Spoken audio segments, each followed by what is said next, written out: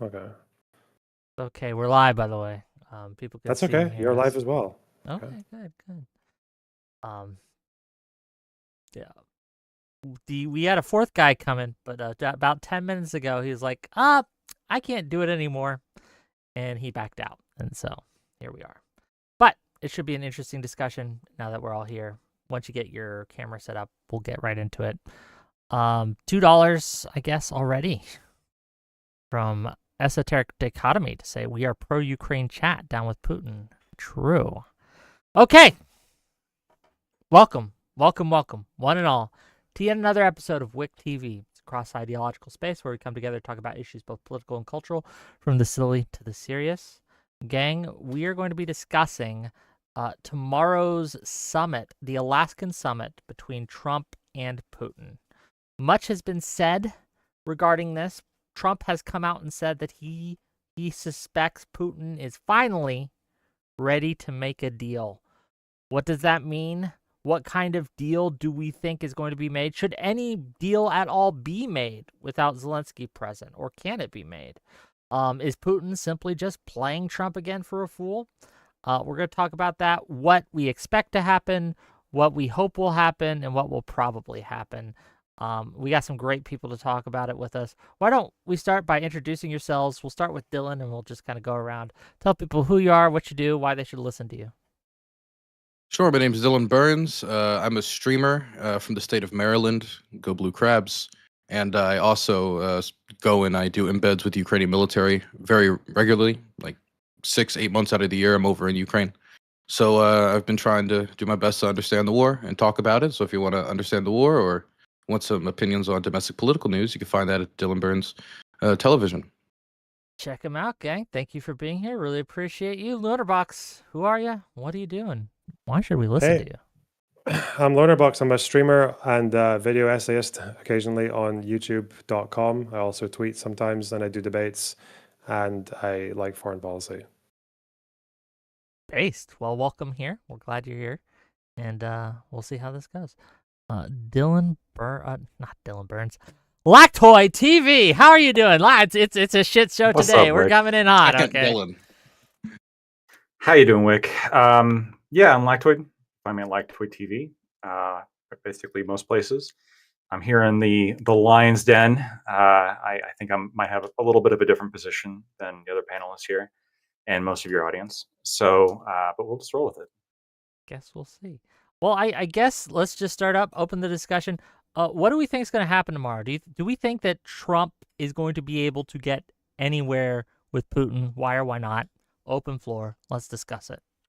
Well, first off, let's use Trump's measure of success. He said there's only a 25% chance of failure tomorrow. So he says waters are good, waters are fantastic. So, he's always been right when it comes to the timeline on this war. So I believe him.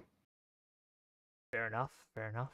What do you think, Loner? What's the odds here? Is it 25% failure rate, or what are we thinking? I think it's probably a bit higher than 25%. I think Trump, for whatever reason, just doesn't care or doesn't know that Putin's demands are kind of not workable. If you have any ethical stance on the conflict at all.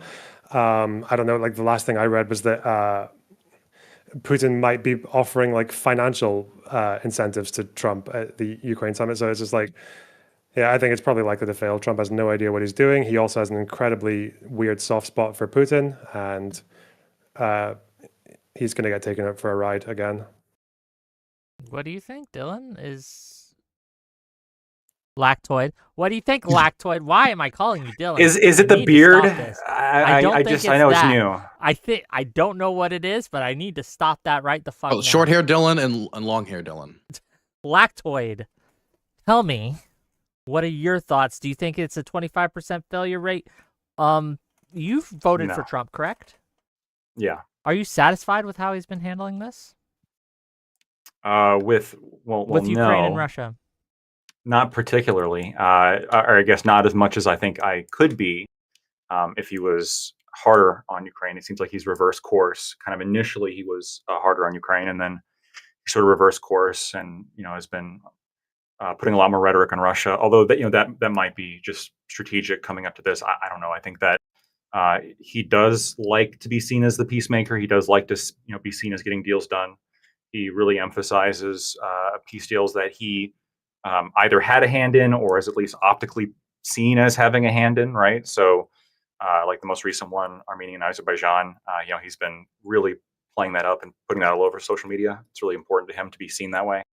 In terms of the actual percentage chance of peace being reached tomorrow, I think 25% failure rate is highly, highly optimistic. I don't know where I'd put it. I'd put it higher than that. I think there's a good chance that I think one of two things is going to happen.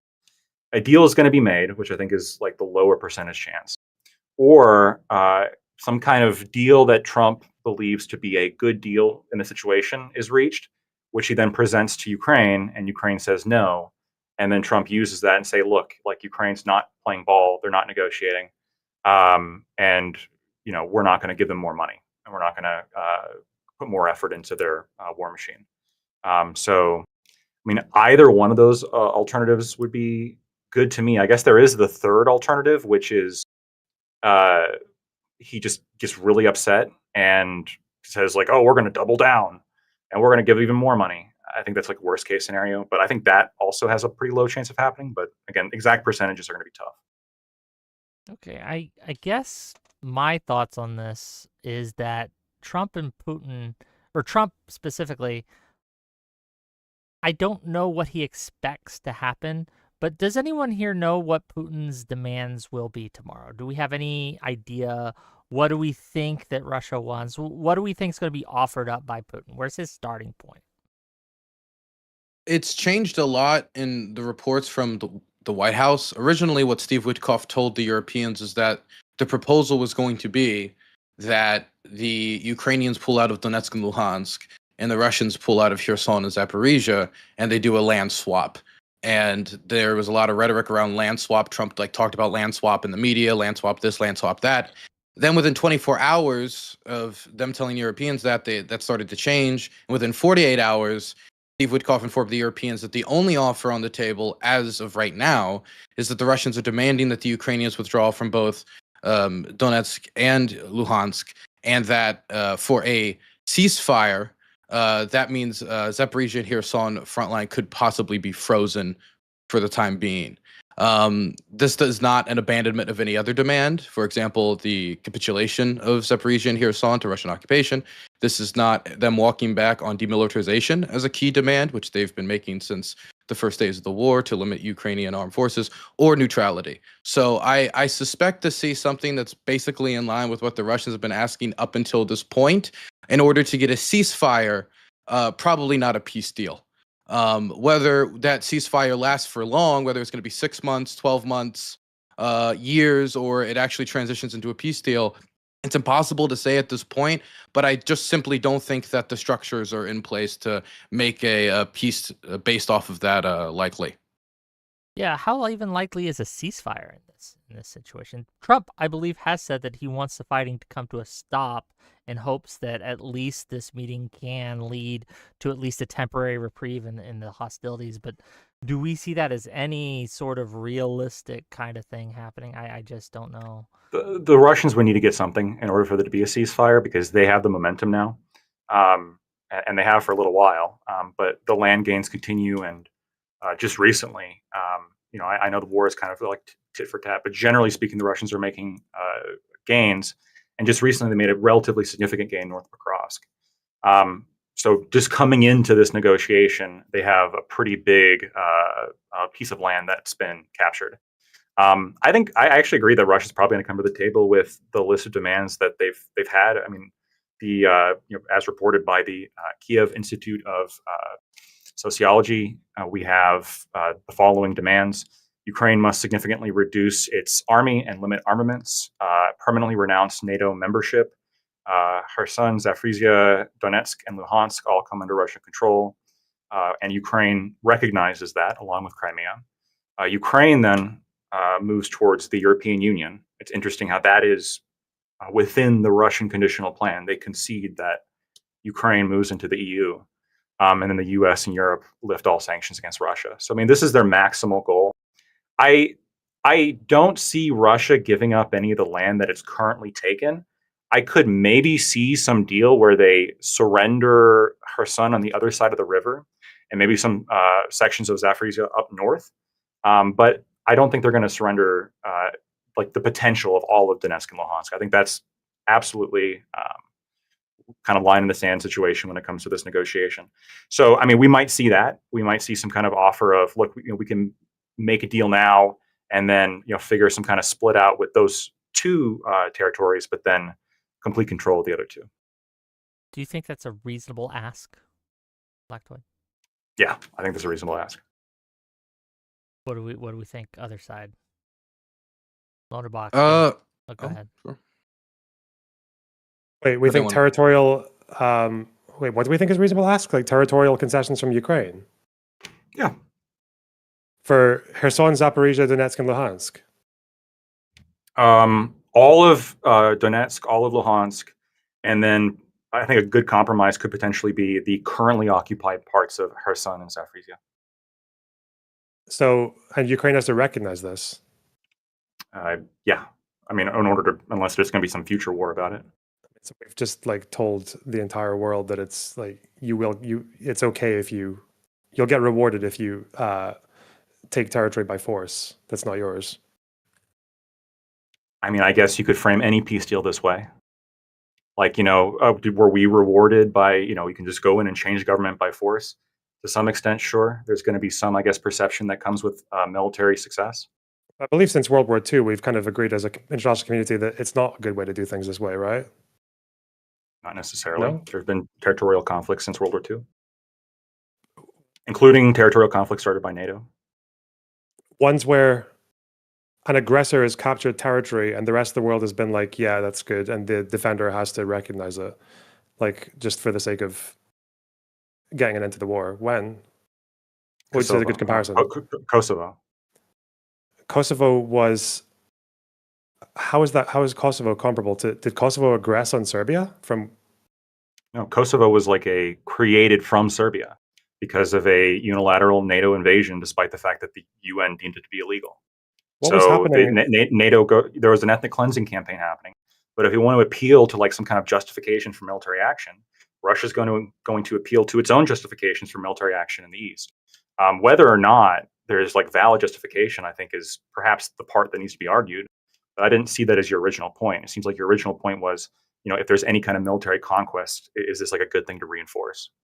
Yeah, I wasn't expecting Kosovo, but Kosovo was not military conquest by any means. Kosovo and Kosovar independence was on the table and demanded by the people in Kosovo all the way since the 80s. It's not their fault that every time they tried to raise the issue, they got repressed and shot and imprisoned as political prisoners, and even with people like student movements getting shot and killed. Like they were subjected to total like state repression. And then when that violence escalated, then yeah, that's when NATO came in. But Kosovo was a group of people that were seeking independence, like fairly across the board. And they were not given any possible avenue to try and bring that issue forward to the nation. And then obviously before NATO bombed Yugoslavia, there was like the Serb army was about to go on a new offensive into the area after people were already fleeing in the hundreds of thousands. So to compare that to an act of aggression that gets rewarded by the international community vis-a-vis Russia, that's like completely not comparable. So I think it's comparable in the sense of a one military power taking unilateral action and then being rewarded for it, right? So, and that is what happened. If you want to talk about, well, the people there wanted independence, right? You're kind of referring to what the people there want, and then therefore that could justify some other power going in there, and despite the fact that it's illegal according to the UN, another power going in there and kind of giving the people there what they want. I think Russia's going to make the exact same argument when it comes to Crimea. Russia's going to make the exact same argument when it comes to Donetsk and Luhansk, right? I think the argument gets tougher when we're talking about Kherson and Zaporizhia, but those territories, Russia's going to make different arguments regarding that. Sure, there's going to be some element of them claiming that the people there want it, but I think there's also going to be like strict like geopolitical water supply into Crimea, etc. Not to interrupt. Yeah, but the difference is that NATO and America weren't claiming Kosovo for themselves. It was for the Kosovars. And second of all, there is far more evidence that Kosovars wanted to be independent from Serbia versus the idea that any majority of people in Donetsk or Luhansk wanted to be joined with Russia, not least of all through annexation. A lot of the data comes from around the time of Minsk I and Minsk II. And you're right that those polls indicate that they wanted autonomy and separation from control from Kiev. This was, basically one of the demands of Minsk II was that Ukraine federalize, and Ukraine refused to federalize. They refused to put that into their constitution in accordance with Minsk II, and they also refused to recognize elections in Donetsk and Luhansk. They just absolutely refused to follow those terms of Minsk II. And so, yes, if you look at those pollings around those times, you're going to see most of those people, we don't really want to be part of Russia, but we also don't want to be under the control of Kiev. We want to have our own kind of like independent entities. And this was the initial demand made by Russia 3 months after the 2002 invasion in Istanbul, for example. The initial proposal given by Russia to Ukraine 3 months after the 2022 invasion did not involve Luhansk or Donetsk going to Russia. All it did was simply enforce Minsk II, with obviously the added exceptions of recognizing Crimea and the fact that Ukraine has to disarm and can't join NATO.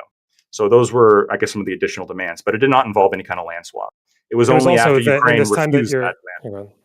Yeah, but it's also not to mention in this time when there are Russian troops and military installations in eastern Ukraine. I feel like that's not the right time to be giving like federal autonomy to a region. And also, Minsk II was also contingent on. Did the Ukrainians not agree to Minsk II? They agreed, and then they reneged on their agreement. Didn't Minsk II also involve a recognition from Russia that they had soldiers in the east of Ukraine? They said they would withdraw their soldiers, and their soldiers were But they there, obviously and couldn't because they denied there were them. soldiers there. Yeah. No, But no, the hold two on. sides- My understanding is meant to require certain heavy, like pieces of heavy weaponry, be removed for a certain amount of feet behind the front line. That was my understanding. It was Not armed that like groups Russian and generals. fighters and mercenaries. So the Minsk II said that Russia could have soldiers in Ukraine, Russian soldiers, in the part of the Russian Federation's army, not part of local militia or foreign volunteer. I Give me a do want to kind of get back to the summit specifically, but I think this is a good foundational. I wanted to talk, Yeah. get back to the summit. We're all going a bit off on Kosovo. Yeah. If you want my honest opinion about the odds of success, Yep. I think it's tremendously low. Steve Witkoff he didn't know what was even being offered to him by the Russians and then misreported it. Whether or not the Russians lied to him and he got manipulated that way, or whether or not Steve Witkoff misunderstood them after he relied on another Russian translator I have no clue, but he didn't know what it was. And so I think a lot of this early talk about land swaps and a deal, and I think Putin truly wants peace, started to get deafened once, Russia continued to assert the same positions that they've had before, which have been unworkable.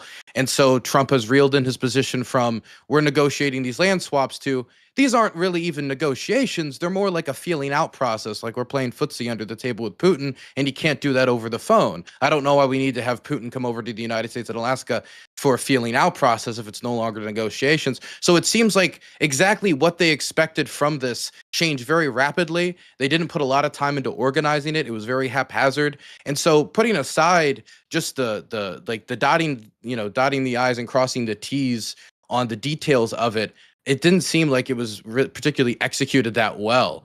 As for abandoning the defenses in the Donetsk region or abandoning the last part of the Luhansk region, this is not a workable proposal for the Ukrainian side, not only because it would be met with immense fury from the public and for those in the armed forces, but also because in the Donetsk region, there are still a lot of, quite frankly, defensible, high located on the heights positions that they've built over time. And while I drive over there, I can see very clearly them preparing for the defenses of key cities like Kramatorsk and Slovyansk.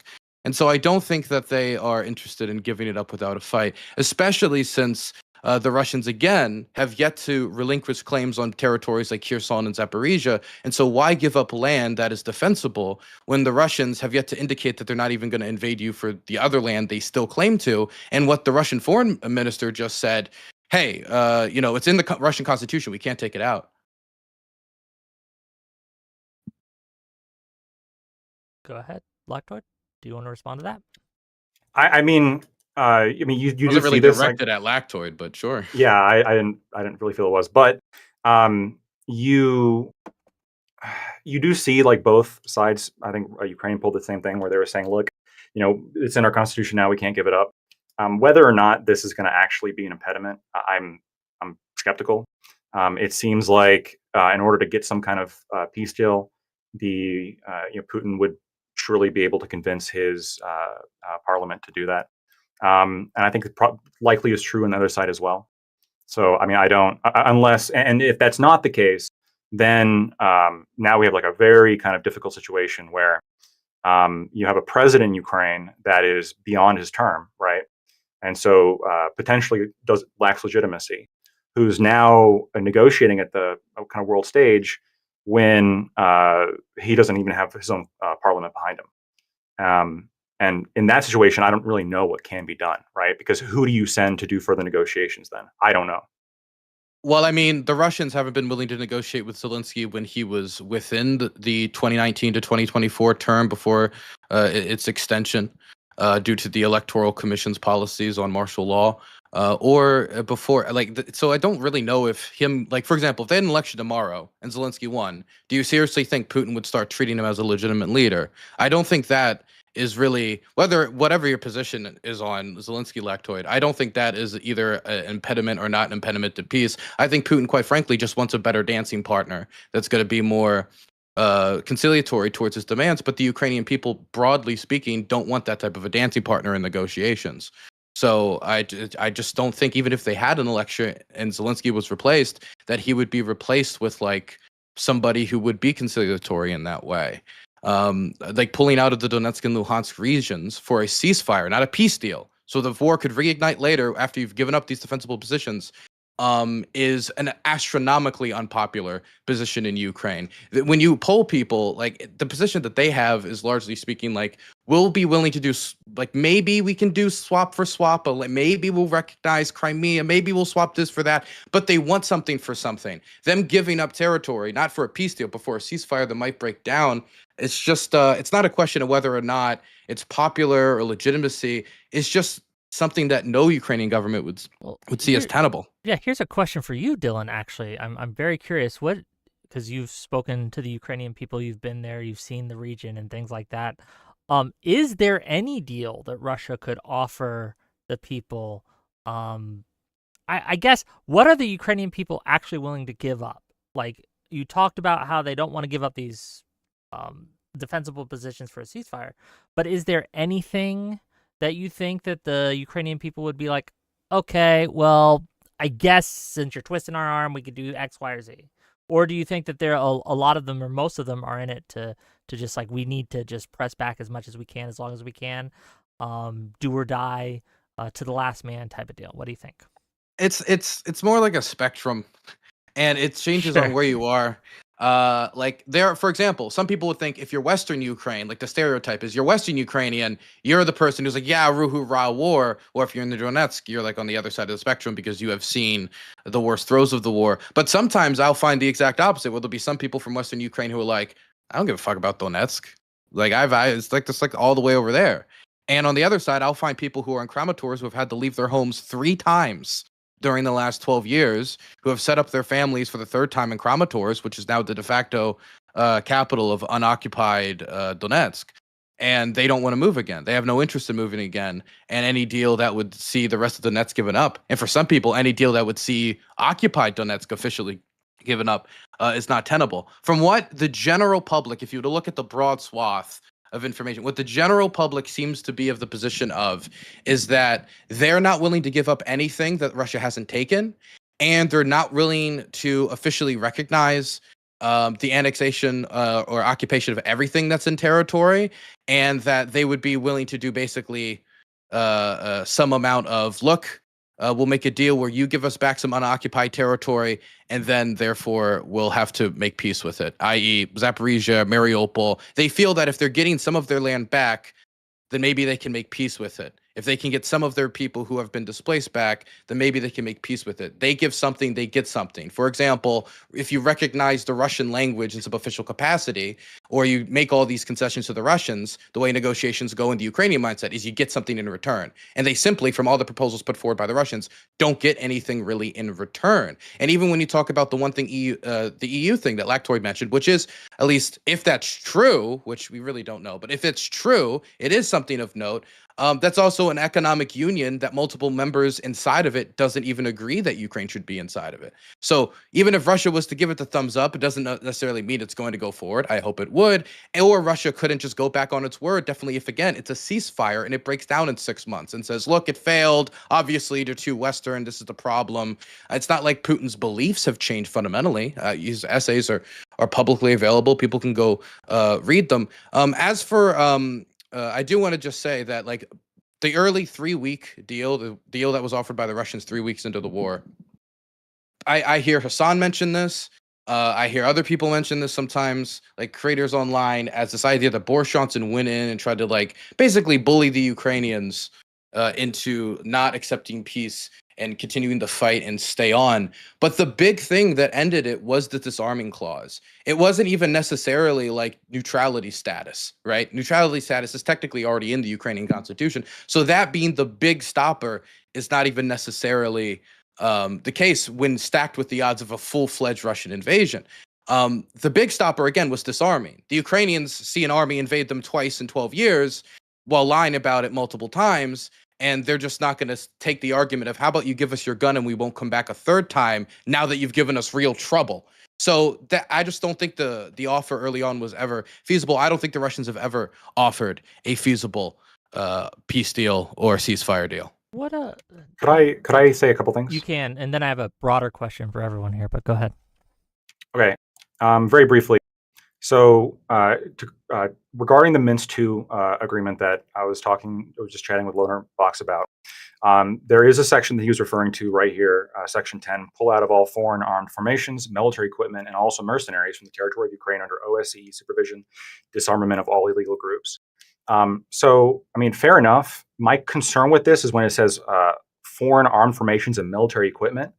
Western forces were supplying Ukraine with military equipment as early as 2014 as well. And I'm not going to deny that the Russians were sending military equipment into the Donetsk People's Republic and the Luhansk People's Republic. Well, and as well. soldiers and tanks and just Russian, like the Russian So- army invaded. No, so this is like I think a contentious point. I think we disagree on this. My understanding of the situation is that the primary aid that Russia was providing to the people there was in the form of military equipment and advisors, and surely that happened. I think America was doing the exact same thing for Ukraine in 2014. There's been a shift in language. Initially, this is what Ukraine acknowledged. If you go back and look at earlier sources, since the 2022 invasion, they have shifted the argument to say that, well, Russia's actually been invading us since 2014, and this is really just like a conventional land war. Russia just sent in a bunch of troops. Given the fact that we do have those polls that Lonerbox was mentioning, showing that most people in those areas, specifically the areas that are the DPR and the LPR, wanted increased autonomy from Kiev, that this happened in direct response to Euromaidan, and the Ukrainian quote-unquote counter-terrorist operation that launched attacks, and the fact that most of the civilian deaths that were occurring were happening in these areas. It's not surprising that the people here would be sort of galvanized against Kievian rule at this point, and why they would want to have their own elections, why they want to have their own autonomy. The Russians, of course, helped with that, but I reject this assertion that actually this is just like a conventional Russian invasion, as opposed to a sort of mini proxy war. I didn't say it was a conventional invasion. I said the Russian army invaded. I mean, it's not like rebels can just spawn T-90 tanks out of existence. They gave them tanks, and it's also not like rebels can instantly learn tank knowledge out of nowhere. It's not like they can know how to command all these different systems immediately, when a lot of the early rebels, to be quite frank, are people who would really just know how to man small arms. Where did they get the training? Where did they go to train? Who trained them? When you say military advisors, that also extends to military trainers. And again, Sure. There is plenty of photographic evidence showing equipment that can only be owned by the Russian armed forces, as well as people in Russian military fatigue with the flag patch removed, intervening at key points in the war where the front line changed significantly. There was a period where Donetsk city looked like it was going to be taken back by the Ukrainian armed forces. That period was short-lived, though, as a massive offensive was launched with resources and forces that were outside of the capacity of the rebels by themselves. I'm not saying that there aren't anybody in the Donetsk region who are, pro rah-rah, like we want to separate, but it on its own, even when it just comes to personnel, could never hold back the Ukrainian armed forces. It's just like, as we can see, even if you're given all the equipment in the world, if you don't have the personnel to hold the position, I know that's a position you hold, Lactoid, then it's pointless. And so I want to have an explanation as to why Donetsk City was about to fall, and then the situation changed so rapidly when a mass of these troops with modern Russian equipment, who all knew how to use them, started appearing across the battlefield and encircling Ukrainian military formations. So Yeah, all I'm putting forward is that our level of involvement is a little different than the Russian level of involvement. And from the Ukrainian perspective, this has been a continuation of Russian invasions for the last 12 years. Okay. So I know that's kind of what the narrative has shifted to. This wasn't the case for between 2014 and 2022. I don't think anything you've said is contradictory to what I've said. I had never at any point doubted that the Russians were involved in sending advisors and equipment. And the level of equipment that they were sending I don't think that they sent any kind of significant contingent of soldiers to fight in the front line. I think that what it was they would send advisors, large amounts of military equipment. There were periods that this got larger. So, for example, there was a period where They had all these trucks that they were saying, we got to get in humanitarian aid. And I mean, there's some argument here that there is humanitarian aid associated with that, given the fact that the quality of life in these areas was so bad because of the cluster attacks and real quick, because of the cluster attacks and everything. But it's also probably obvious that the Russians were using this to sneak in military aid into those areas as well. That wouldn't surprise me whatsoever. Am I fucking mental, or did Putin not 1 year after Minsk II failed admit that there were Russian personnel going into Ukraine to resolve issues in the Donbass? Yeah, he did. Yeah. Like in terms of military trainers and advisors. It was after Russian special forces were captured in 2015. Okay. Yeah, I agree. Military personnel in the form of like trainers, advisors. Trainers and advisors. You don't think any of them took a shot at the Ukrainians? Or it's possible. I'm not saying that's impossible. I'm saying that when we're looking at the conflict in terms of like substantially complying with Minsk II, both sides are technically in violation of 10 of segment 10 of the agreement, where they are, Ukraine's not giving up its Western foreign equipment and the advisors that they're having trained their military. And the LPR and the DPR aren't doing that either. And there's going to be varying levels of support that both sides are giving them. Now, one side, though, I think is actually more in line with the democratic will of the people living there, which is that, hey, we want the people of Donetsk and Luhansk who wanted to have their own elections, who wanted to have their own form of government. Why do you say that? You keep saying that. Why do you say that so authoritatively? Because definitely now, definitely since we're talking at post 2022. Yeah, there's Western pollsters. Western pollsters, Zoyce from Berlin, did run a series of polls, and that was the number one answer, which was, we want to have autonomy from Kiev. We want to be able to have our own elections, and Kiev denied them the right to have their own elections. I'll let this go a little bit. I'll let you guys respond, but I just want to be blunt when it comes to Occupied Donetsk. Occupied Donetsk is a shithole. There's areas where you have no plumbing, so people throw plastic bags of shit out of the window. Plumbing doesn't work. They have to do water deliveries that are not always on time. You could get arrested for the most mild of critique of the government. The demographics are fucked. You don't think that you can get arrested for the most mild critique of the government? No, I just think it's a little bit hypocritical. I think it's a little bit hypocritical, but keep going. Well, I mean, yeah, Trump might arrest me, but that's not like... No, I'm not talking about that. I'm talking about the law that Zelensky signed, where it allows them to arrest people who are critical of Ukraine during the war. Hey, do you think Putin would have allowed protests to break martial law and make him back off of his legislation to make it easier to be corrupt? Do you think that Putin would have backed down in the middle of the night? Because what I remembered him doing was the anti-war protesters were sent to draft offices. So I do think there's a significant... I have no doubt that Russia also clamps down on freedom of speech. There's a significant difference, and you amongst need to the people. Acknowledge that significant Ukraine difference. also takes people. We've already talked about this. Ukraine will also take people who are critical of the war effort. People will take people who are critical of Ukraine's war effort. Reports of torture and death. Zelensky can suck both of my nuts. I'm gonna go back there in a month. There's tons of people criticizing Zelensky, ton of people criticizing Yarmak, ton of people criticizing Syrskyi as a butcher, ton of people critiquing the Ukrainian government. And in Ukraine, and as in the United States, war bloggers are not easily arrested. But in Russia, that's a lot more common. Even their guys, when they get a little too testy, like Gherkin and the other ones. But I just think there has to be an acknowledgement of significant difference here, that not all democracies are the same. Abraham Lincoln was a little bit of a tyrant, but that's a big difference between, one force and the other force when it came to the democratic principles. Since one force, ended up, wanting to own people, the other one didn't. There's some certain principles held by two forces that I feel like should be acknowledged. Lactoid, like if you were to say, look, it's not our business, that's one thing, but Ukraine is much more democratic than Russia.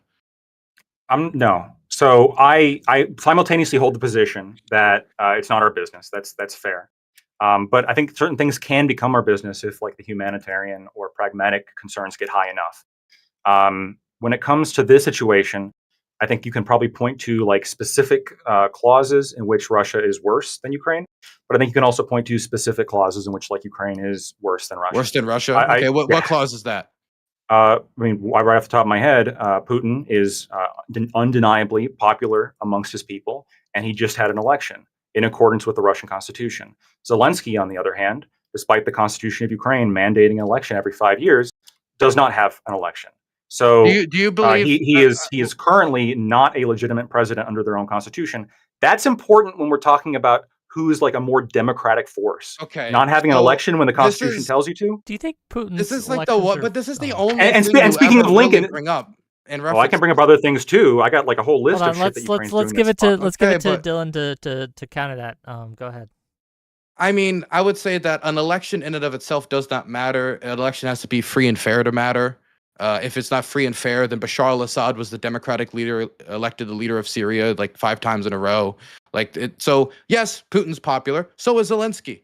Zelensky still polls overwhelmingly popular with the Ukrainian public, and in most polling matchups, he still wins in a head-to-head election. I understand what you've said about the Ukrainian constitution. I also understand that, there is a mechanism by which in the Ukrainian constitution that the terms of the Rada can be extended, and there is a mechanism within the Electoral Commission. You didn't let me finish my sentence. And there is a means within the Electoral Commission by which they can extend the term of the president. The opposition does not want a presidential election or Rada election right now. The Ukrainian people, when polled, do not want an election right now due to a variety of reasons. And I can understand saying I wanted an election anyway, but I will not accept that because Ukraine's going to wait till after the war to have an actually free and fair election, as what happened in 2019 when Poroshenko democratically handed power over to Zelensky. That's going to happen when the election is over. I mean, when the war is over. That's not going to happen over in Russia. There's if you run against the Russian establishment and you actually go out there and start talking about, the Russian corruption, you start talking about what's going on in Ukraine. If you are a real threat to the power, you could just get shot. So And back in Ukraine in the early 2000s, they used to do that to journalists and stuff too. I mean, and there's still like problems with like corruption in Ukraine, but you have to acknowledge the gulf here, or we're not on the same level. Or we're just not on the same level. We're on 2 totally different planets. If you can't acknowledge that Ukraine is a much more developed civil society than Russia, and that if they were occupied, that civil society would cease to exist. Okay, so I agree that both are inferior to American civil society, but I do reject this notion that it's like obvious that Ukraine is better. You brought up Abraham Lincoln, and I think that's an interesting example to bring up because we had an election in the United States during our Civil War. I'll let you finish, but I do want to get back to the summit. Sure. We had an election during our Civil War when half the country, the entire South, was occupied by Confederates, right? What type of drones did the rebels use in that war? Hold up 1 second. So when you're talking about, well, the only kind of election that's important is a free and fair election, and if we're referring to free and fair as you can't have an election if we're under some kind of conflict or if part of the country is occupied, I don't think that's true. I think that even a flawed election is better than no election. I think that if we're going to appeal to polls, which, I mean, normally you guys shit on me for appealing to polls when it comes to like Crimeans or the Donbass. But if we're going to appeal to polls and say, well, this is what the Ukrainian people want, they don't want to have an election, then you should also just as easily be able to have a election under similar circumstances, perhaps mail-in ballots, figure some way to do it in a way that would be better than what the current situation is that they're not having an election at all. And I'm going to tie this back to the summit, okay? The reason why this is important is because going back to something you said earlier, Dylan, you're right in that, I don't know, let's say there was an election and Zelensky won, in the election. I don't necessarily know how much of an effect this would have on Ukraine's position and whether or not that could like resolve any kind of disagreement between the Verkhovna Rada and Zelensky. But what it would do is it would, I think, give much stronger credence. Wait, what disagreement between the Rada and Zelensky? The potential because disagreement, the Rada doesn't want an election. I'm telling no, you're missing the point. I'm saying going back, the potential disagreement if Zelensky's okay with some kind of land deal and the Verkhovna Rada does not approve it under their constitution, right? And so in that event, you had asked me earlier if Zelensky had an election, would that potentially change the scenario on the ground? I think one thing that it would do is it would give the Russians some level of reassurance that like a potential avenue for trying to disclaim the results of the treaty later on is going to be closed, right? Because I could see the argument coming up, which is like, currently Zelensky's in power in blatant disregard of their constitution. The election commission, whatever rule they want to promulgate, doesn't take precedence over the constitution of Ukraine, which is listed as the supreme law of the land. And the supreme law of the land has I think Article 83 has a specific clause that allows the terms of the parliamentarians to be extended during martial law. But it's very specifically 84, sure. It was 83. No, paragraph 4 84. of section 83, Article 83, paragraph 4. But go ahead. Okay, so I was right. So there is a specific, but it specifically does not mention the president, right? And so then the question arises, well, is there anything in the Constitution that gives the president this ability? There's not. Not in the Constitution. It is in the Electoral Commission, though. But the Electoral Commission, their rulings. This is like con law like 101. In the U.S., if Congress passes a law, it can't go over the Constitution. The Constitution, it's Article I think 101. I could be wrong on that. It's in the early hundreds. Specifies that the president will serve a term of 5 years. That is the term. And so the fact that they're not having an election is in blatant disregard of their own constitution. Now, the Russians are maybe concerned that, let's say that happens. Let's say they come to some kind of deal and with Zelensky. Well, later on down the road, Ukraine doesn't like the deal anymore. And they say, well, actually, that deal was made with an illegitimate president. We can't abide by that deal. That's not, we can only abide by presidents that are constitutionally elected in our government. Well, now what? I mean, technically they're right, but at the time, the Ukrainians, government was refusing to have an election. So what do you do? I don't know. So what you could do really is like just stop this fucking weird pretense of just being the first war ever where anyone has thought there's like a serious concern about a country not having elections while they're being invaded. Like no one has ever made this complaint. No one ever. I mean, I've heard a few people say like Hitler had more democratic mandate than Churchill, I guess, because Churchill never had an election before he became prime minister in World War II, and there were no elections until the war ended. But mostly those people are kind of like arguing in bad faith. I don't understand what this both sides is between Zelensky and Putin, who literally has to deal with fucking nationwide protests about electoral fraud when he wins elections, who had to change his own constitution in Russia to keep running for president. What is this? What are we doing? So you can act incredulous all you want. But that was done legally, firstly. You might dislike it. You might dislike the fact that Putin, like by Western polls, has like an over 85% approval rating or something crazy like that. He is overwhelmingly popular within his country, and he did have elections in accordance with the Constitution and won. Now, you can point to other specific things and say, well, like Russia does this worse. And I can point to certain things. Ukraine does this worse. It's not just the election. It's also the language bans. It's also the religion bans. The language bans is worse? Yes. Really? Yes. Let's oh god. Hold on. There is no. Give me a second. Wick, I gotta. Can I? You said we got to get back to the main topic. But if we go off on this, because this is important, if he says this, that's we have why enough I'm time allowing to this. Pick back up. Okay. Yeah. Okay. I just wanted to make sure we had enough time. You can. If he says something, or either any of you, if any of you say something that the other person feels a need that they have to respond to, we'll allow it because so much of this is interconnected, right? I will just say this. The question I want to ask is like, what position or what role should the American government be playing in the negotiations here, regardless of what we think is going to happen? So I want you to keep that in your mind, but I'll allow it for the sake of the discussion. Finish up what you were saying, Lactoid, and then I'll let Dylan and Loner respond, and we can figure it out. Go ahead. Sure. So not only, and when I refer to language bans, frankly. So, yeah, well, because they're going to be responsive to this, sure. I was having a grand old time watching a Lonerbox video earlier before this debate, and Lonerbox agreed that the 2019 language law was pretty bad. He conceded that was pretty bad. I hope that's still his opinion. Since then, that was, of course, before the invasion. Since then, it's only gotten worse. It wasn't a language ban? It's not actually a language ban. Well, you didn't call it a ban. You called it a language. That's why I said language law, in which it specifically prioritizes Ukrainian, and it puts Ukrainian restrictions on media that, a certain percentage has to be in Ukrainian, and that certain minority languages are protected, with the notable exception of Russian, despite the fact that Russian is a widely spoken minority language in Ukraine. And the bans really started coming into effect after the war. I agree with that.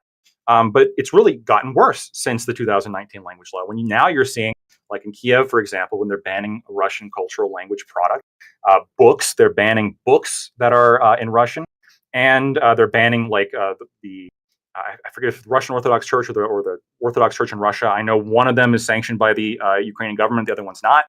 The canonical one's not, and so they are banned. Right, a certain religion.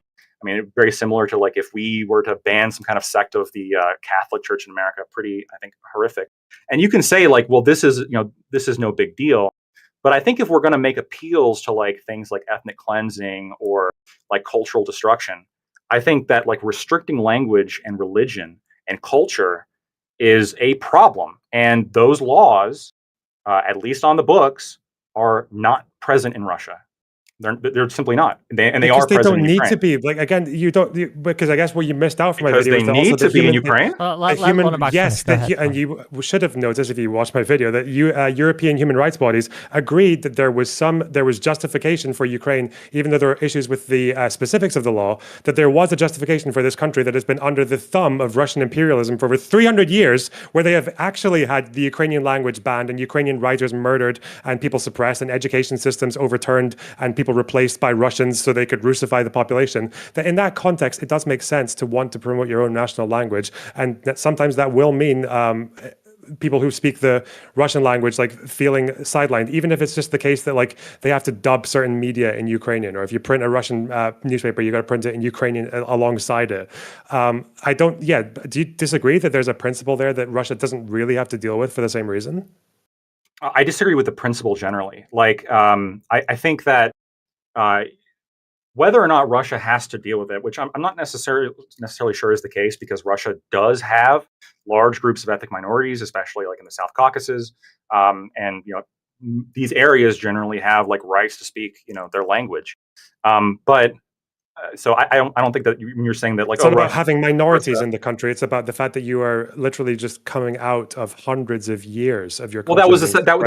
that was the second point that I'm going to get to. The first point is like, well, Russia doesn't have to, like, Russia's not in the same situation. I think on one hand they are, because there are like large groups of minorities that have like independent cultures and unique cultures, and those languages aren't banned in the same way. But then when you're talking about like the sort of, and I'm going to use this word directly because this is really what I think your argument hinges on, this sort of like land back reparations mentality of like, well, for hundreds of years, we were unfairly treated, which I'm not going to deny, right? Stalin was evil.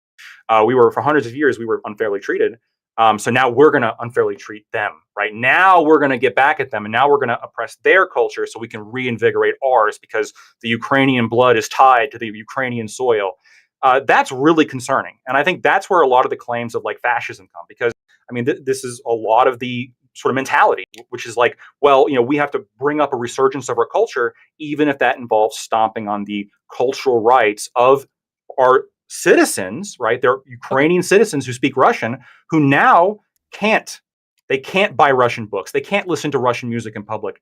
Then they're Ukrainian citizens that speak Russian. Again, what about them? Conflating pre-2022 invasion and after is kind of thing I want to maybe avoid here, because first of all, I thought it was very clear not to do that. give you one example then. Do you think that if they said that civil servants have to answer the phone in Ukrainian, but they can switch to Russian if the caller wants to, is that repressing Russians?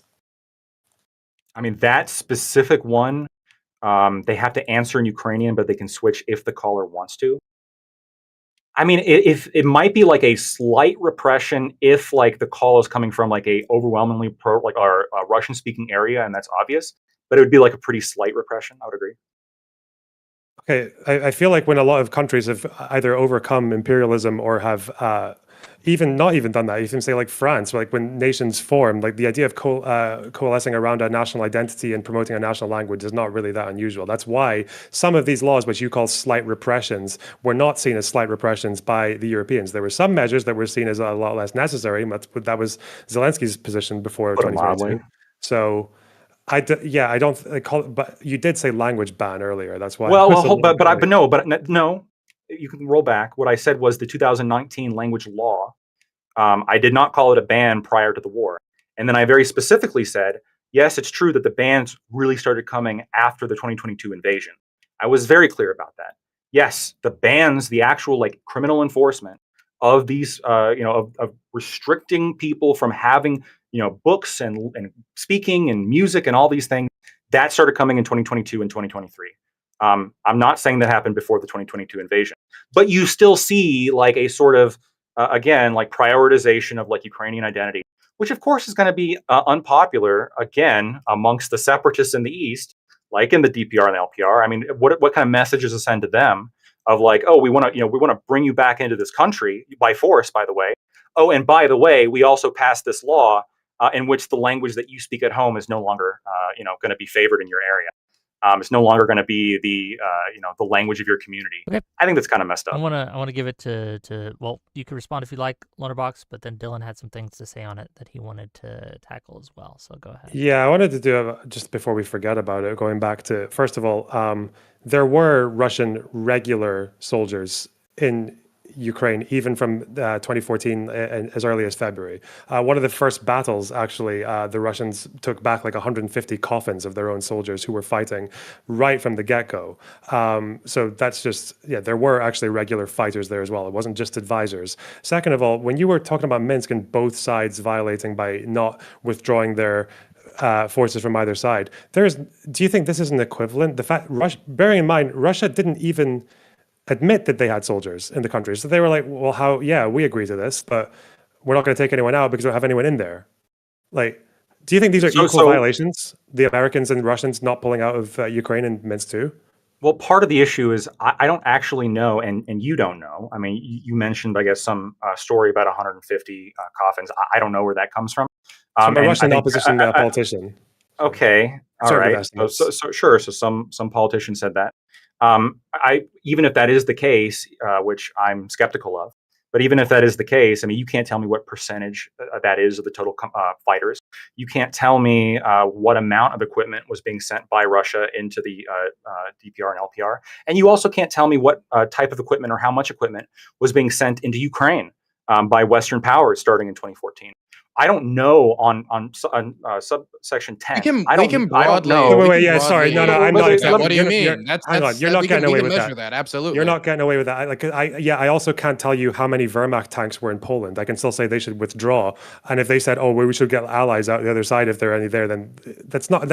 I'm asking you if you think it's an equal violation for Russia, the force that's in there, even if they have 100 soldiers or 150 or 200 or 3,000, versus Americans who are helping Ukraine that has foreign forces in their country. So do you think these are equal violations when Russia's not even admitting they have soldiers there? Okay, I think you maybe you misunderstood what I was saying. My answer was I don't know the gravity of the violation of subsection 10 because I don't know the full extent of involvement, and you don't either, of either side when it comes to the involvement of Russia and the DPR and America in Ukraine generally. Now, I agree that both sides were absolutely involved. When Russia says like, "Oh, we have nothing there," I mean that's not true, right? There's obviously going to be Russian equipment there and advisors and all sorts of stuff, and same thing vice versa. You're gonna have you Western equipment, which again, all of this violates subsection 10. When you are asking me, well, what's a clear which side is more clearly violating this? I don't know. But what I do know, okay, and I think now that we've established that subsection 10, at least in my opinion, I don't know who's violating it more, but both sides are violating it. What I do know is that when you have an area, okay, where the people there want self-determination, they want to be autonomous, there's only one side that's violating them in this case, and that's Ukraine. So you keep referring to it as like the foreign entity coming in to our country. No, you surrendered your legitimacy over the LPR and DPR of being your country when you couped your president. It's over. You don't get to claim those areas anymore if they want to leave. What? According to what rules? What are you talking about? First, okay, wait, hang on. There again. So I'm not talking about numbers. I'm talking about the fact that, as far as I know, I don't know if American soldiers were in battles and dying. In any report, I don't know either.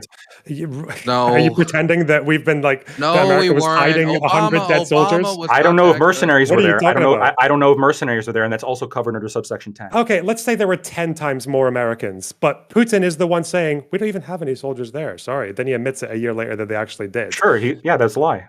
Okay, How do you And- negotiate with someone who qualitatively, won't even I'm not agree he's asking doing you- the thing he agreed not to do? How do you even That's the begin thing. to negotiate with that person? I'm not asking you quantitatively. I'm asking you qualitatively which violation is worse. Russia has no right to be there with soldiers who are getting involved in battles to help a secessionist movement. Well, when you say no right, I think they have a moral right to do that, firstly. So I guess it depends what you mean by right. And in terms of, let's say, 10 times more Americans were there, I don't think that subsection 10's violation is dependent on whether or not the foreign head of state lies or not about troops or mercenaries being in those areas. The only thing that subsection 10 talks about is mercenaries, foreign equipment, and foreign militaries being in these areas. That's all subsection 10 is referring to. So if you're saying, well, look, Putin wasn't fully honest in the fact that he totally fucking lied about what kind of assets that he was sending into the LPR and DPR, the answer to that is sure, he was lying. And what does that have to do with subsection 10? The fact that he was lying. What does the fact that he was lying have to do Well, that means with that subsection 10? negotiations were doomed from the start because he was never going to engage in good faith and actually pull them out because he never was interested. The in it. Ukrainians never pulled out any of their foreign weaponry. Wait, They never even tried. Okay, wait, no, okay. Let's do this. You're the Ukrainians. Did they? Right? You're engaging in good faith as the Ukrainians. Let's just do this for a 30-second exercise. You're engaging good faith. You really want to end the war, and we just signed Minsk 2. We're talking about Article 10. I'm the Russians. Come to me, and let's do this. Let's get each other to cooperate, because only if I cooperate will you cooperate, right? If I follow everything and you follow nothing, then I won't. Then obviously that's a problem. So let's try that. Yeah, I would take all of the foreign weaponry that I received and start to move it away and try to get it to leave the country. Fantastic. And if I see when you have the other side not even acknowledging that their troops are still there in the front line. Yeah. If I see on the other side, I'm not seeing some kind of concurrent movement based on my intelligence, then I might start to accuse them of saying, hey, you said you were going to pull this shit out and you didn't. And then try to make some kind of diplomatic situation about it. But of course, if I was, but of course, no, they didn't make any effort. They did say that they have their soldiers there, so we're not going to withdraw. That's what. Did the Ukrainians make any effort to withdraw the foreign weaponry? So they should have withdrew, knowing that they wouldn't. Wait. Can I finish a sentence, please? Did the Ukrainians make any effort to pull the foreign weaponry that they received from the West out of the country, but prior to refusing elections in the DPR and LPR? Yeah, probably not, because they had Russian soldiers who were on the other side who weren't leaving and weren't even acknowledging that they were there. Yeah, of course. It's not I don't know what this childish interpretation is where you've got a conflict ongoing and a front line and you're just oh, well, we're just going to lower all our defenses and fuck off and just be listen, I hope you guys do the same thing. That's not practical. That's not a practical thing to do. Yeah. So can I respond to that? Not all of their forces were mercenaries or foreign supplied military equipment. They had indigenous military equipment and soldiers as well. So they wouldn't have to pull back everything. I agree they would have had less of an advantage. But your argument could work for the other side as well, right? The DPR and LPR is looking and they're seeing that the Ukrainians are not getting rid of all their foreign, Western military equipment.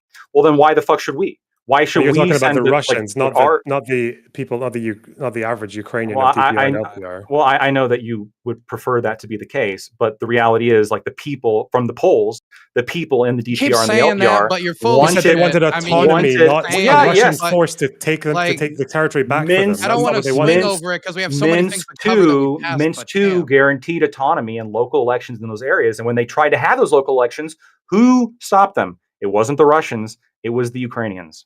Okay, so there are people in Catalonia who want to have an independence referendum. Does that mean a foreign force can come in there with mercenaries to help them secede? In the event that the Spanish government is illegally couped, the people of Catalonia should be able to declare independence, and they should be able to get support from a foreign entity. Yes. Well, in this case, the Spanish government has just gotten rid of the French puppet leader who is breaking every promise that he's made to the entire population, and then using police officers to fire on protesters who oppose him. Yeah, that's happening. And then the French are going to come in to save Catalonia afterwards. So I'm going to do two things. Fuck me. I'm sure you've created this fucking straw man, and now you're just dousing gasoline on it, and now you're acting like you just won something. Okay, I'm going to address everything you just said because it's completely false, as in terms of an allegory to what's going on or what happened in Ukraine during Euromaidan. Can I please, Wick? Yeah, finish. But yes, there's so much that we need. It is the course of the conversation. It is the course of the conversation. So I think yes. So to answer the question that you asked me directly, yes, if the Spanish government gets unconstitutionally couped, Catalonia should be able to declare independence. And I would also say that this could also happen if a area of a country is like sufficiently disenfranchised. So America, we declared independence from the UK, and we got help from the French and the Spanish to do so. And I think that was fine because the UK denied us representation in their parliament. Now, when you say you mischaracterize Euromaidan as well, this is because the puppet president, of course, that was democratically elected in 2010. That election was overseen by thousands of international observers, and even the OSCE recognizes that was a free and fair election in which Yanukovych won. Nobody serious denies that, even on the Ukraine side these days. I do have and we're talking about that's true. And we're talking about you're just going on. It's not important. Yeah, he willingly used the consent of the people to go against a trade deal that had support from the overwhelming majority of the parliament. Yeah. Here's the problem. Like, you're saying such horseshit, and then it takes like a long time to disprove your horseshit, and then I go on too long and Wick stops me. I've let you go a lot. Okay. Well, I know, but the problem is the truth is often complicated, and when you just spew shit, it's doesn't. It's hard. It's difficult. I won't be able to disprove this shit. I won't be able to talk about the length of the Euromaidan riots and the cops that were killed and the occupation of public buildings. I also won't be able to talk about the tripartite trade agreement that was proposed by Ukraine that was rejected by the EU. I won't be able to substantially debunk all of this bullshit in the length of time that we have on this panel. And that's just an unfortunate reality of, I guess, political debating. But Lonerbox is mischaracterizing the Euromaidan coup. The insurrectionists were not these sort of helpless victims. This is not what happened. There are so many potential places to go from here. I do want to give it to Dylan for a moment. To kind of sure. I'm gonna try to blow through these things because I'm sure Wick. I can see it in his eyes from retired panel host to current panel host. The pain of needing to get back to what we're actually talking about because there's a big thing tomorrow. So first thing is, I would say talking about the Minsk II failing and the Russians well, what troops? I don't know. Just pull out your troops, but we don't have troops to pull out. And whether or not if the Ukrainians pulled out while the Russians were denying they even had troops there in the first place, if the Russians would have said, hey, I guess we do have troops there and we are going to withdraw, whether they would have come out and do that. But ever since they invaded in 2022, the Russians have continued with the same demand. We want an army. We want a massive army. We want a massive army inside Ukraine, and you shouldn't have one. They want Ukraine to demilitarize. They made that demand 3 weeks into this, and they've made the demand ever since.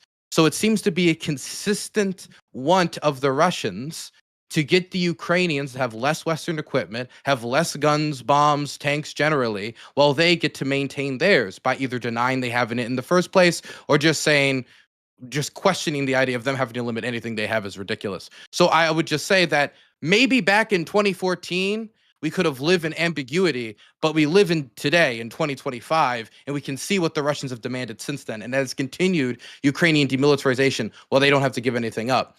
Also, as for the legitimacy of if Zelensky had an election right now, and Churchill had, if he was to do this right now, that could undermine the Russian claim of illegitimacy and stop a way that they could reignite the war.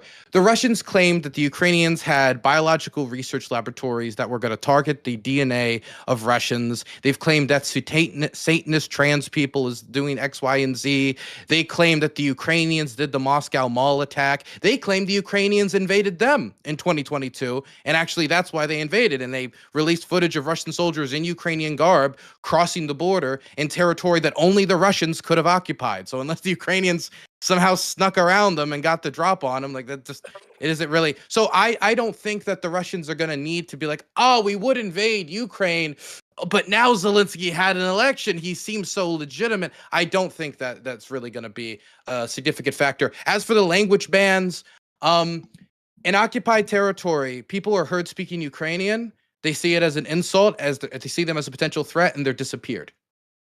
They're disappeared, and they can be tortured. They can be tortured. They can be sexually abused in these places. They can be beaten in these places very severely. I know entire Russian-speaking Ukrainian military units. I meet people on the front line serving in the Ukrainian armed forces who are speaking Russian. I like my main fixer in Ukraine, who's from displaced person, refugee from the Donetsk. He speaks Russian all the time. I understand that I look at some of these like language restrictions of the books published. This percentage has to be Ukrainian and XYZ. And to me, as an American, you know, when we don't have a state enforced language, it seems pretty silly. But I also understand that the Ukrainian culture is in an existential struggle, and the Russians deny Ukrainians really exist as anything else than an extension of Russia. And so Ukraine is trying to assert its culture as Russia has historically, in its past during the Russian Tsardom, banned it and are punishing people for practicing it. People get arrested for singing Ukrainian music, XYZ, happens all the time. So the idea that the Ukrainians are worse when it comes to the language ban, because when you walk into Ukrainian public building, they speak to you first in Ukrainian in the country of Ukraine, I think it's a little ridiculous. As for the church ban, the head of the Russian Orthodox Church, which you didn't seem to know which church was which, but we're going to be talking about the Ukrainian Orthodox Church, not the Orthodox Church of Ukraine. We're talking about that's the Russian. We're going to say the Russian version, Ukrainian version. That's simplifying it, but I'm just to get around it.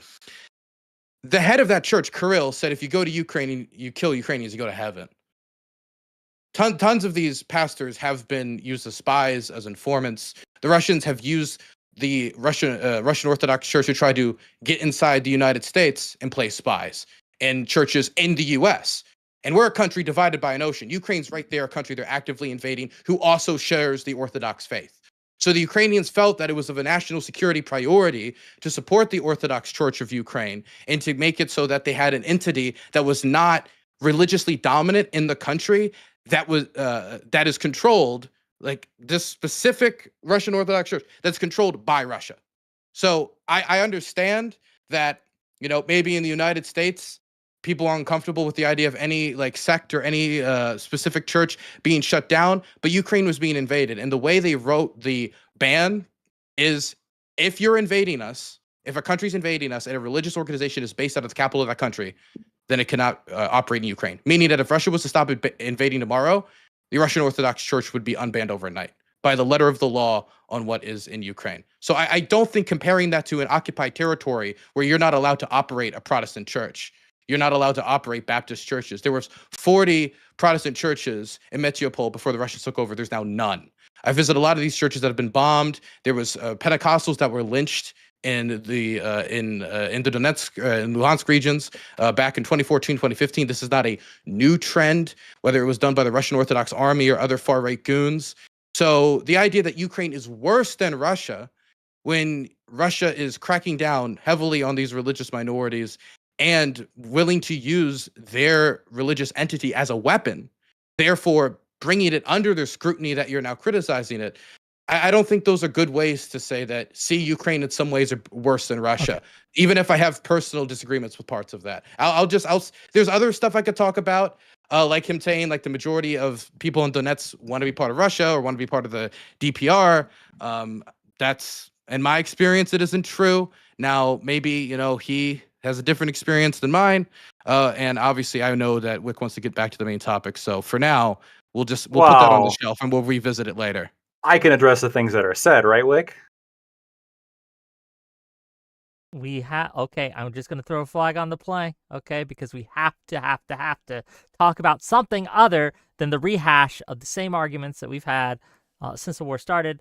Well, then let me just respond and then we can be done. I won't bring up any other points. Then, I will just address the points that were made. I'll respond after. I hold on. I will not bring up any. I specifically will talk about the language ban, church ban, and the allegations of. In fact, I'll end on the allegations of Russia and then tie it back to the topic at hand. I'll bring up the kidnapping children. I'll tell you what. You can do that, Lactoid, if you remember the question I asked you to keep in mind. I totally fucking forgot the question. That's why we have to get back to the topic. So I'm gonna wait. Let me just here. I will bring it back to the topic. I swear. So very briefly, I think it's again disingenuous to say like, oh, you know, what's happening in you know Russian occupied areas, Donbass and you know Crimea and these areas. You know, I know of these people that are, you know, disappeared or beaten, or there's these things that are happening. And so like this is much worse than the language bans that are happening in Ukraine. I'm obviously highly skeptical of just some sort of like anecdotal proposal of saying, hey, like I've heard it's worse over there. When It's not we anecdotal know, proposals. There's tons of when investigations, we tons know, of testimony. hold up. When I'm we not just know, saying that I saw it myself. I'm not everywhere. sure, when we know that it is on the books, the law in Ukraine, and it's not in Russia. How, just It is- for my it is edification, hold on, Lactoid, just for my edification, how many people have been arrested for speaking Russian in Ukraine? So I've looked into that. It's hard because a lot of the information coming out of Ukraine is censored right now. But there, I think it's like over one article I saw was like over 60 have been criminally charged with it. But that was like pretty early on. Like this was like a couple months after the ban's initiation. And a lot of this information is just not going to get out. A lot of this information is not going to be published. So because how, remember, because so it could be zero. The number could be zero. Well, no, it's not going to be zero. It's going to be well, more how do you than know zero. it's not going to be zero? Because we have early articles They indicating showed a couple that were criminally charged, but I asked how many people have been arrested. Hold up, we have early reports before Zelensky signed his media ban, right, in which the government now very strictly controls the media coming out of Ukraine. That did indicate that there were people being punished under these bans. Now, I agree that since Zelensky signed the media ban, in what way did they control the media, by the way? So Zelensky signed a media ban. I can bring up the details. Zelensky signed a media ban that was condemned by affiliates of the EU as being very authoritarian. Yeah, I'm familiar. What did it do? Yeah, I'll bring up the full details. I just my understanding. Okay. My understanding. Stop saying okay like you got some kind of win. My understanding is that a win. You just say it, you don't know what it is.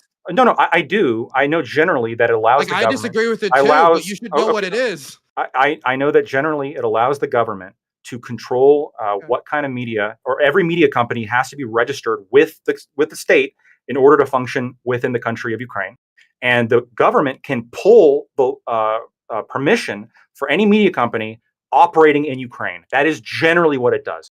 There might be some extra specifics that have to go into that, but I think that is a sufficient understanding to condemn it. And there is the reason I'm interrupting you, Lactoid, is because I do want to get, and I did tell you, I want to get back to the main topic. And I said I was going to get to there, but I mean, Dylan went on a long rant, and I totally let him do it. You went on a long rant first, and then I let him, and now when I respond, now you're cutting equal. me off. You went on a long rant. He went on a long rant. Well, we can't. You can't like, but you can't. But he makes a point, and then I don't answer within 2 seconds, and then I proceed within 4 seconds to give a full answer. You can't cut me off at the 2 seconds because then it looks like I'm dumb.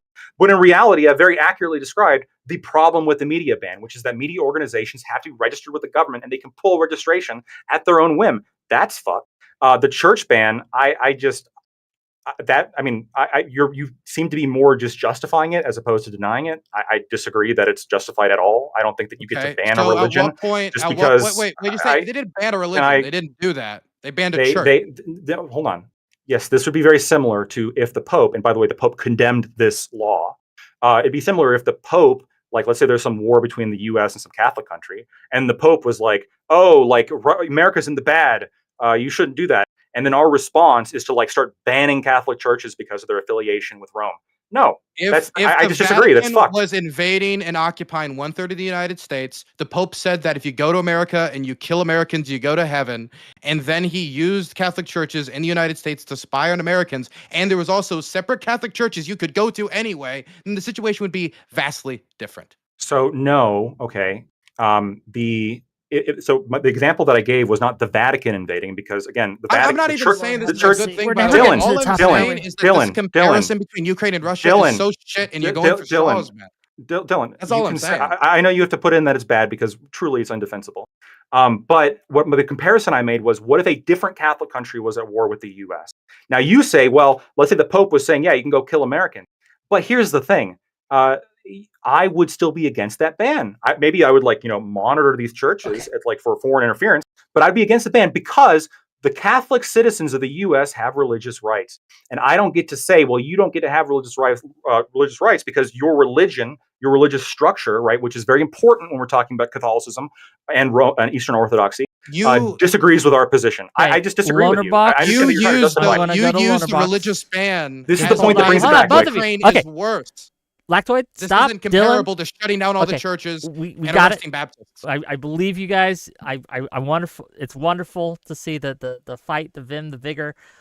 Lonerbox, That's a I great have a word, Digger. question for you to maybe get us back and steer us back to a course, because there is a major summit happening tomorrow, which could potentially steer us on either a path to peace, or just throw off peace altogether, or change America's stance to the war to be either far more pro-Ukraine or far more anti-Ukraine or pro-Russia even. So it's helpful and useful to talk about. Should Trump or any American leader be meeting with Putin or meeting with the Russian government without Ukrainian representatives there? Do you think that that's a good idea? Why or why not? Do you think it's maybe necessary, perhaps, to make to find out what side one side wants without the other interfering? Like, what are your thoughts on here? I guess the question that I did ask that everyone forgot is, what role should the American government be taking in the peace process or the conflict resolution process that is going on? I don't think there's anything inherently wrong with meeting separately with other leaders. Obviously, with countries that are at war, you probably sometimes have to have mediators that don't involve the two leaders being in the same room for kind of obvious reasons.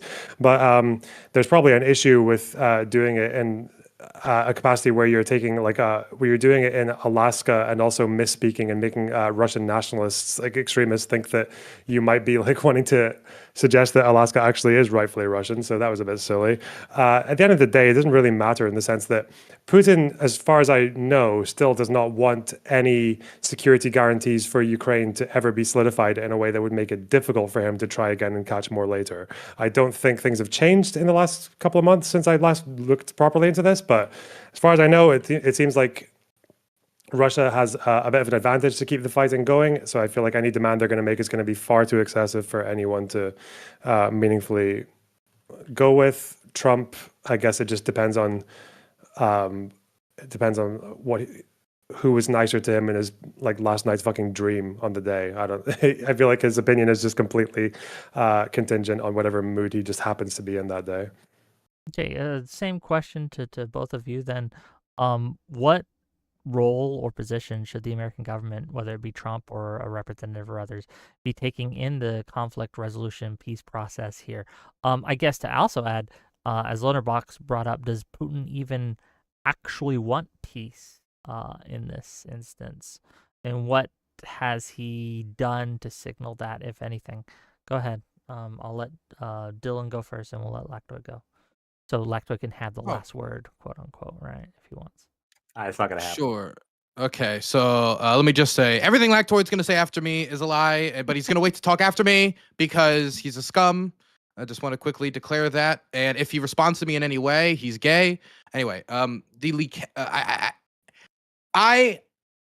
I don't think anything will matter until the structures are in place to stop another war. My problem with hand over this little. What are the structures in place to stop the other war? Can you elaborate on that? What does that mean? An example of that would be some amount of mutual defense pact that would make another war so catastrophic in conception that it wouldn't be possible. The same thing that had Soviet and American tanks facing down in Berlin, but made us say it's not worth it.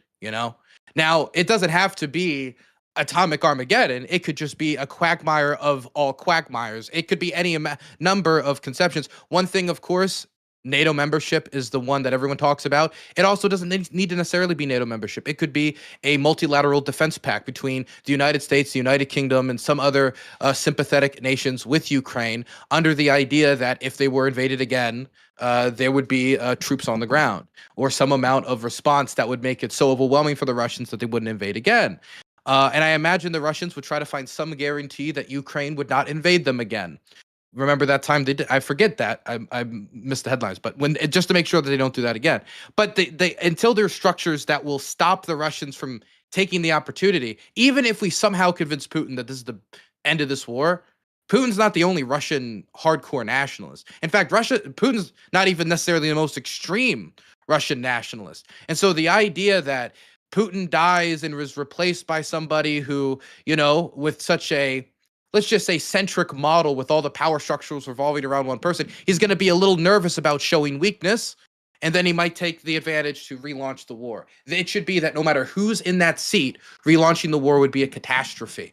And I think that by making Ukraine neutral and then not placing anything else there to stop another invasion, all you're doing is leaving that possibility up to chance. And I think that is just passing the war down to another generation. Not only another generation of Ukrainians and Russians and Europeans, but also another generation of humans who are going to be having to live in the background of a possible showdown between atomic powers in between. All right, I'm going to give all my wrong takes. So, unfortunately, one of them actually agrees with something Lonerbox said. So, I guess we're both wrong, which is that there is nothing inherently wrong with meeting separately. I think that's totally reasonable given the situation. I think that we absolutely have our heads in the sand if we're going to pretend that like America isn't directly invested in this. I mean, we've given a boatload of money, and there's an influence question as well. Obviously, right? We sort of see Ukraine as a kind of budding potential sphere of influence member. And that's going to really, I think, be the reason why it makes sense for America to have this conversation with Russia. I think it's honestly more important for America to have this conversation with Russia than just simply a meeting between Ukraine and Russia, because the real question on what this will end up on has to do with what America's reaction is going to be, because that's going to dictate what Ukraine can or can't do. Without American support, Ukraine is simply not going to be able to continue this war, especially how things are going. Right, support for the war in Ukraine has absolutely plummeted. There's been new polling out, right, in which the support for the war has dropped down to 20% since being up from the 70 percentages at the beginning of the war. So, and this probably has to do with the fact that 75% of its military is currently conscripts drafted into the conflict. It's generally, this is bad for morale and enthusiasm, and so they're looking for peace. But I also agree that the demands are going to be relatively hefty, and I think in many ways fair but hefty, to a point where a government's going to have to explain to the more hardline factions of its people why they have to give territory over, why they have to agree to never join NATO, and then specifically addressing the NATO part. I mean, I understand there's still this dream of like, well, we can get Ukraine into NATO or some kind of like, multi-force like defense pact or something along those lines. I mean, this to me actually is like, my position right now is, I think, and I'm willing to be corrected. I don't think I would dislike seeing that outcome. I think it'd be like, having those areas go over to Russia and then have the remainder of Ukraine kind of like become our sort of EU like puppet state. I think that would be, kind of good for me as an American. But it's sort of just like this fantasy, right? The Russians have made it clear that this is like really, I think, one of the main thrusts of the war, even more so than territorial acquisition, because again, that initial peace deal that was presented didn't it didn't make territorial acquisition clear at first, or at all. Sorry. Instead, what it said was, you can't join NATO and your military is too big, right? We're concerned about the threat that you pose by existing as you do. So this idea that like we're going to tell a country that's winning the war, actually, like, yeah, they're going to do the main thing that you don't want them to do, and the reason why this war really happened in the first place. I mean, good luck. I mean, it's just not going to happen. Responses, if any. I mean, again, it doesn't necessarily need to be NATO. It could be a unilateral or multilateral defense pact with nation states that would probably be within NATO. Whether or not that's a distinction without a difference, I don't particularly see any other solution besides leaving it for chance that Russia will now take the much weaker, demilitarized state of Ukraine as a weak target that they could invade in 6 to 12 or however many months once the demilitarization process has completed and the Ukrainians have withdrawn from some of the most defensible positions in the country that the Russians are grinding themselves against. As for like what we should do to bring about an end at the peace table, at the negotiating table, this is what Trump should do. You know what Trump should do? Okay, Trump should go in there and he should say, fantastic, there'll be this business deal, there'll be that business deal. If you stop and you do the ceasefire and then you go into a peace deal, we can formalize the business deals, we can do this and we can do that.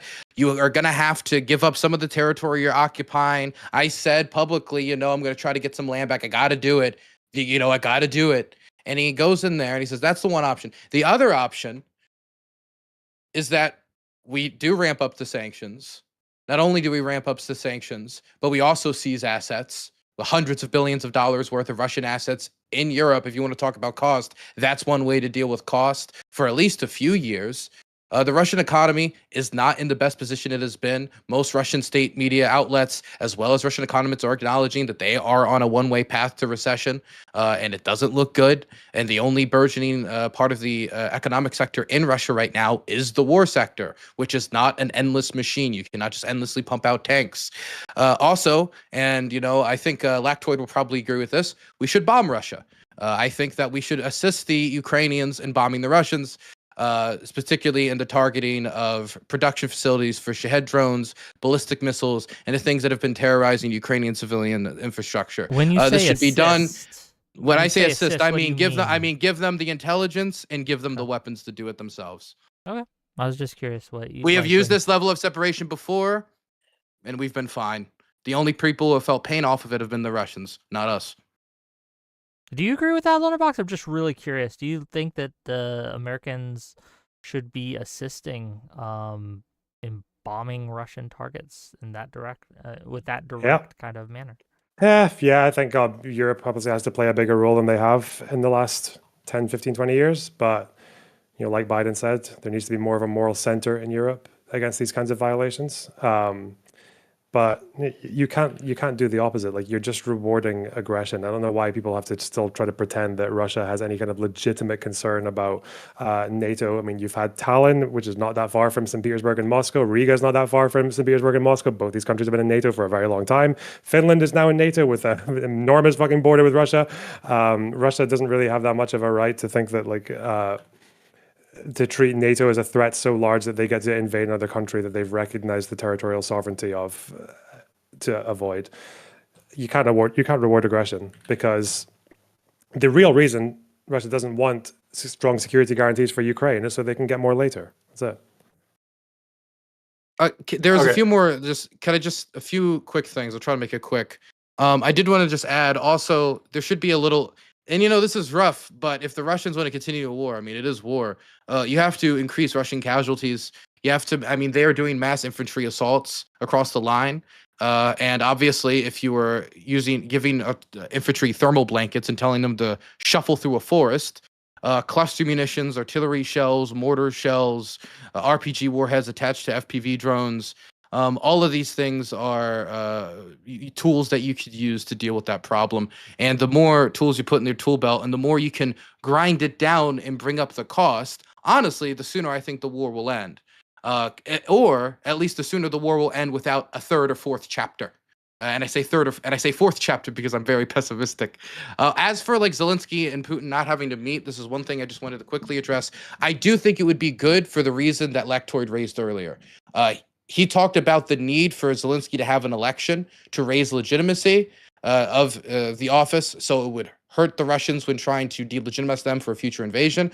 Well, if Zelensky and Putin were able to meet, and the United States government able to make Putin and Zelensky meet, then that would be a certain amount of legitimacy that is being garnered not only to Zelensky, but also the Ukrainian representatives as a whole, the Rada, the entity of Kiev, XYZ, like the idea of Ukraine. And until the Russians are willing to sit down with the Kiev authorities, whatever they may be, it seems to be like a continued commentary, at least for many people in Russia, of a delegitimization of the Ukrainian state and the Ukrainian government. So until they meet, it is going to make it seem less likely to succeed, not only the peace deal, but just the recognition of their neighbors as their sovereign neighbor.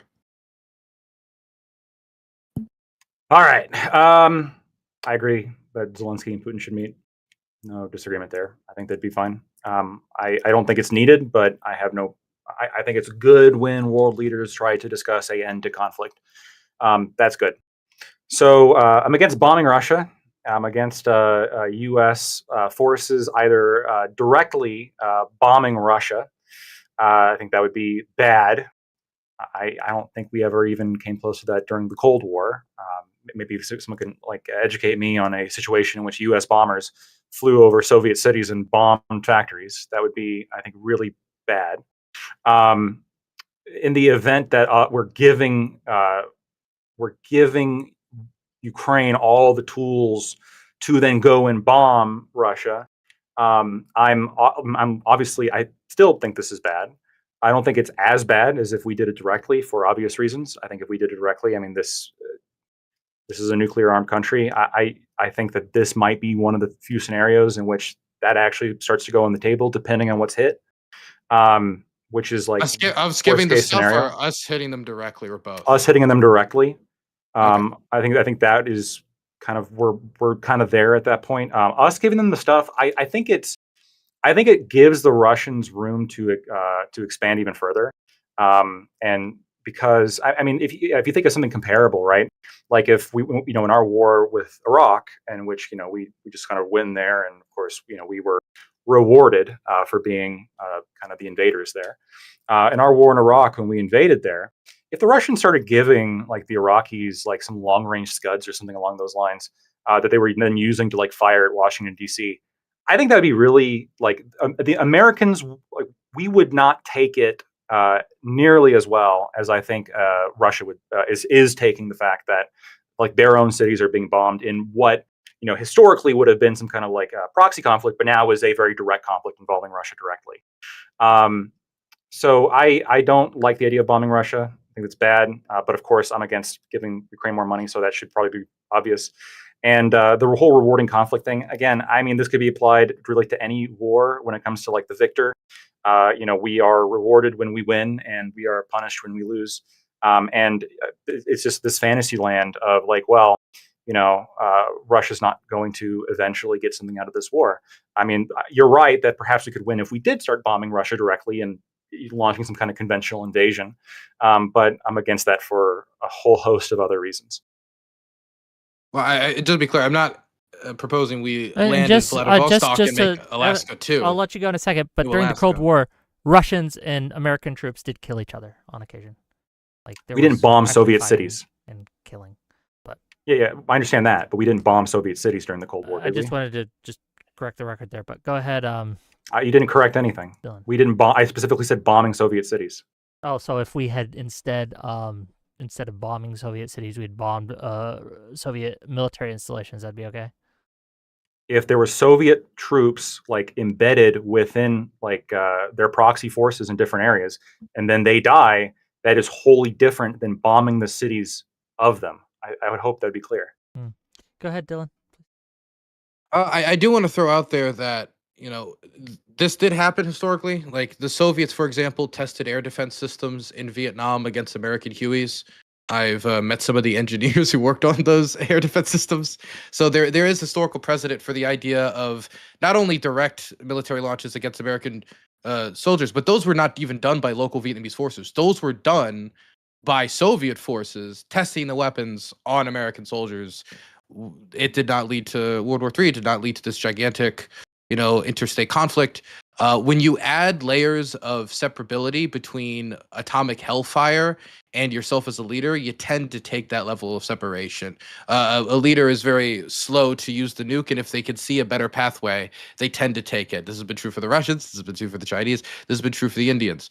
And so far, Biden's already tested the theory of giving the Ukrainians the missiles and then giving them the coordinates and then having them strike it and then having them disable the target. And it did not lead to this it didn't lead to any escalation. In fact, not only did it not lead to a gigantic confrontation, if anything, the Russians started kind of downplaying the Kursk incursion, downplaying these things in some ways to try to like kind of do a little PR cover. But the point is, I don't think that it would be that big of a risk to us for us to target Russia's war-making capacity, not their civilian infrastructure, not like some water treatment plant, but specifically the factories that are making the drones that are being dropped on Ukrainian cities, that are flying towards Ukrainian cities every day. I did also want to just throw out there that polling about support for the war.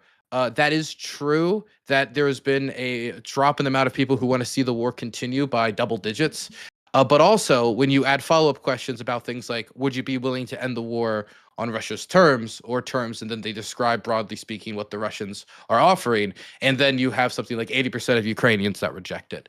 So, yes, it is true that most Ukrainians, after 4 years of war in their backyard and cities being razed to the ground, they want to see the end of the war. But, they don't want to, like, sacrifice what the Russians are asking of them. So, yes, they want to see the end of the war, but there's context. So I'm going to Just clarify a that. question to- I'm going to can I clarify that context because there's a little You can context that clarify, Dylan's but I also have a leaving question out. for Dylan after that. Sure. So you're right. There are follow-up questions. However, when asked of these follow-up questions of different plans that could be negotiated, because again, the question is, should we fight till victory or reach some kind of negotiated end to the war? Most Ukrainians are in favor of a negotiation that does result in some territory being transferred over to the Russians. You're right that they want to see some kind of negotiation that doesn't give the Russians everything that they're asking for. That's true. But I think that this is more of a proxy to me in terms of war enthusiasm. Where at the beginning of the war, everyone's like, we're going to fight until the end. We're going to win this war. But now they're like, shit, this sucks. We're going to fight. We're going to, please, let's negotiate some kind of end to this. And that's different, of course, compared to the Russian side that is, the war is primarily popular within Russia right now. Now, that's okay. Sorry, continue. At least based on the numbers. I mean, I'm sure you're going to say they're fake. I mean, you could find me something to the alternative, but based on what I've researched, I don't know what your numbers are, so I couldn't say if they were fake or not. Sure. But I mean, I'll send them to you after the debate. The numbers that I have seen seem to suggest that the majority of Russians would like an immediate negotiated settlement to the war. That most of them are not maximalists who want to take Kiev or want to push on to these more extreme war demands. That most of them at this point kind of want to cut the losses and get it all over with. But the current demands aren't marching all the way to Kiev, just to be clear about that. The other thing I wanted to say is the majority of Russians don't seem that pressed to like cross the river again. I just don't see it. I want to make it very clear because, again, I made a point earlier that it just seems like you guys are maybe implicitly misrepresenting. My point is, I think that there could be a major escalation, potentially including like tactical nuclear weapons or some kind of nuclear response, in the event that American bombers fly over Russian cities and bomb Russian cities. Very specifically. I understand this hasn't happened in the Vietnam context, and this hasn't happened when it came to us giving certain weapons to Ukrainians. But I do think that both of those situations are bad for not only all the reasons I outlined earlier in this debate, but it's bad because of the potential for the Russians to take that as like, okay, we're going to go further and expand our war to potentially even including Kharkiv, which they occupy a part of. If American bombs and American bombers were to strike at Russian forces within the borders of Ukraine, would you think it would lead to that same escalation, Lactoid? Not the same level, probably not like nuclear retaliation, but it would lead to some kind of serious retaliation. I was just curious. And to Dylan, during the summit tomorrow, do you think that it is something that Trump should do or will do, or maybe to discuss with Putin, whether I guess I'll ask this: how much do you think that Trump realistically can get Putin to kind of back off his demands that he's currently making, if at all? Right? Do you think that there is any, like, even if it's just a token, and Trump is like, well, if you just give up this portion of Kharkiv or something, or this, right? You know, I think the most I could imagine is Sumy and maybe Kharkiv. I keep saying Kharkiv, but it's. I don't even know about that because the Russians would like to take Kupiansk. The Russians are pushing through Vovchansk right now, but the Russians are also getting their teeth kicked in the Sumy Oblast. So I don't know. But I think that's the furthest I could imagine is them offering to give back the relatively small amount of territory that is occupied in the Sumy region that they're currently losing and the Kharkiv region. I mean, that's honestly the most I would expect them to offer, and the Ukrainians aren't going to go for it. Maybe you know this. I actually agree with that. Yeah, maybe you know this, Lonerbox. There was talk at least a few months ago of Poland, at least certain groups in Poland wanting to kind of enter the war on Ukraine's behalf. Do you think that that's still a thing that people are talking about? And do you think that there's any way that that can be done or allowed without involving NATO proper, right? Even though Poland is a part of NATO, do you think that we could maybe, like, I don't know, just kind of let them off the leash and promise not to invoke Article 5 if they get stomped or whatnot? Well, last I checked was that Tusk was against that, but they've had an election since then, so I guess it depends on who won, right? Yeah, well, that's why I'm asking you, because I'm not sure, right? Novaki won. He's not seen as generally as supportive of Ukraine as Tusk, so I don't think he would do it. Yeah, Novaki's okay. Yeah, he's less likely to do it than Tusk. Yeah. Okay. That's just what you said, but yeah. we're going back to something that Lactoid said earlier about whether or not we reward aggression. There's a difference between rewarding aggression and rewarding the winner. The winner is someone that takes what they can, regardless of whether or not they earned it fairly, but they've just created a reality where there's not really any means to reverse it. And obviously, Russia does this. Like that's their way. Like whenever there is an inch, whenever there's an opening that they can take a hold of, they will use it. Like that's why there are some rumblings in Transnistria. Well, Russia goes and sends troops in there. There's rumblings in Georgia. They go in there. That's what they do. They take advantage of where there are possibilities to expand territory, and that's when they did it in Ukraine as well. That's why it didn't happen to NATO countries. That's why people in Europe really want to join NATO. As far as it goes with Ukraine, Ukraine has managed to stave a lot of the Russian invasion, especially the early years, because they had support. I just don't know why, unless you support the aggression, you would ever want to live in a world where this aggression can yield like a reward that couldn't be staved. If you can like reduce the reward that people get to the point that Russia doesn't really claim a victory so much as salvage one compared to what they were initially expecting, then that's surely better than giving them whatever they're asking for now when they have an advantage. Do you think? Well, I think what they're go ahead. Well, I think what they're asking for now is, again, it's like not the maximal that they could be asking for. The fact that included in their proposal is that that Ukraine would join the European Union, I think is interesting. You wouldn't see a country that has like an actual goal of like fully incorporating a country into itself have that kind of stipulation. I would expect to see something along the lines of, Ukraine has to join the Eurasian Economic Union. You got to come join our customs union. I think then that might be more of a question of like, what's the kind of the future plans here? The fact that they are, presenting that as a sort of preliminary concession, I think is interesting. And then when it comes to, I guess I think we're just going to like, we're going back and forth with examples. I don't know if we're going to be able to like fully agree on this. I don't think there's a substantive difference between how you're describing Russia being rewarded for aggression and really any other power being rewarded for aggression, right? So, when we talk about, you brought up Georgia. Well, I mean, we can also bring up the fact that the European Union investigated the Georgian conflict, and in 2008 had a report that the Georgians were responsible by shelling South Ossetia. And there was actually kind of an embarrassment in the EU because they wanted the report to say something else, but it didn't. And so, that just to specifically address that one example, when it comes to Transnistria, yeah, I know that there are, and there's some post-Soviet like frozen conflict zones, and there's peacekeeping Russians there.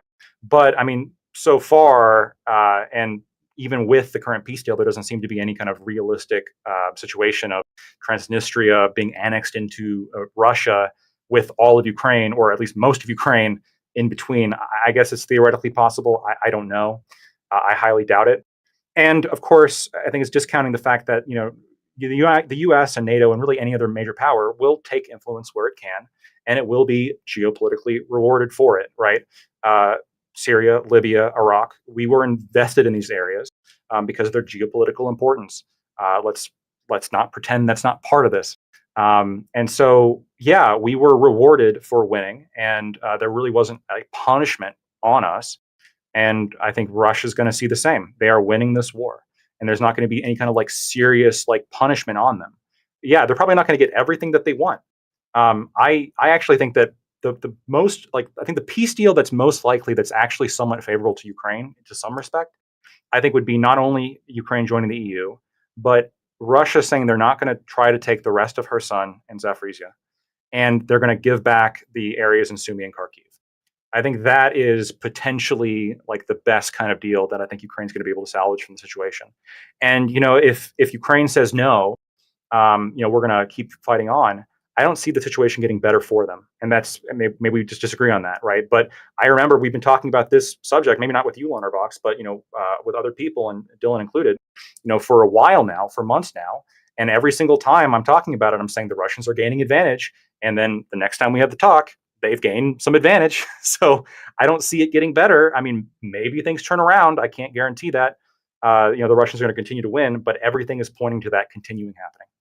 Why do you think, when Russia says no, why do you think they are so opposed to any kind of security guarantee or multinational security guarantee for Ukraine at this moment in time? it's going to be the same reason why the U.S. was opposed to Cuban missiles, or why we would prevent No, Canada it's from not. joining What do SISTO. you? No, it's not. It's not about Yeah, it Cuba. It's is. not the same as Cuban missiles. Do you think Russia fears a NATO or even a non-NATO invasion or attack or a strike? To some extent, yeah. I think Russia Okay. fears because, of course, NATO has acted offensively in the past for what it deems to be human rights violations, and at the Against same nuclear time, powers, right? Like well, Russia. I've got two people here who are saying we should bomb it, and so I don't know how hinged Russia believes a lot of Americans are. I think they should help by supplying weapons to a country that they're invading. That's not the same as just like, you think NATO, seriously, do you think there's no way you believe that NATO has any aspiration to like capture parts of Russia or to invade parts of Russia? There's no way you believe that. You are saying it's incredible. In the same debate, you're openly saying, yes, bomb them. And then you're saying it is totally unbelievable that NATO could pose a direct threat to the Russian territory. Yeah, I don't know in what form it would come. I don't know if it would come in the form of, I doubt it would come in the form of like some kind of territorial annexation. But here are situations that it could happen. It could happen in perhaps territorial annexation from what maybe Ukraine claims, when it comes to Crimea or any kind of territories that are ceded this time. It could come in the form of some kind of regime change concern, right? There's plenty of reasons. You can just say, well, Russia has no reason to fear anything. Why don't they just disband their military, right? They got nothing to fear when it comes to NATO. And I think this is just, again, it's myopic and it's not like factoring in what they're afraid of. So asking a country, a sovereign state, to dismantle its own military is not the same as asking them to tolerate other countries that are not them joining defensive alliances. All the examples you gave there, by the way, was assuming that Russia might fear NATO coming to help Ukraine reclaim their territory. Like even Crimea, that would be Ukraine reclaiming territory that Russia has officially recognized as Russian, as far as the Budapest Memorandum goes. So, and also majority voted to be in part of Ukraine for independence. So is this not? So, okay, first of all, I don't think when you use the word reclaiming, I don't think that's relevant when we're talking about what the Russian motivation is when it comes to NATO. Russia probably does want to avoid a situation in which Ukraine in the future has some kind of like reconquest ideas when it comes to Crimea. This is probably a major motivation when it comes to their concern about Ukraine being aligned with NATO and Western powers. Russia is also probably concerned about the potential of regime change. I'm sorry, we are not strangers to looking at a country and like figuring out some way of removing the leader we don't like and putting somebody else. Libya? Is that you think Putin's worried that he's going to get fucking bayoneted in the ass like by what?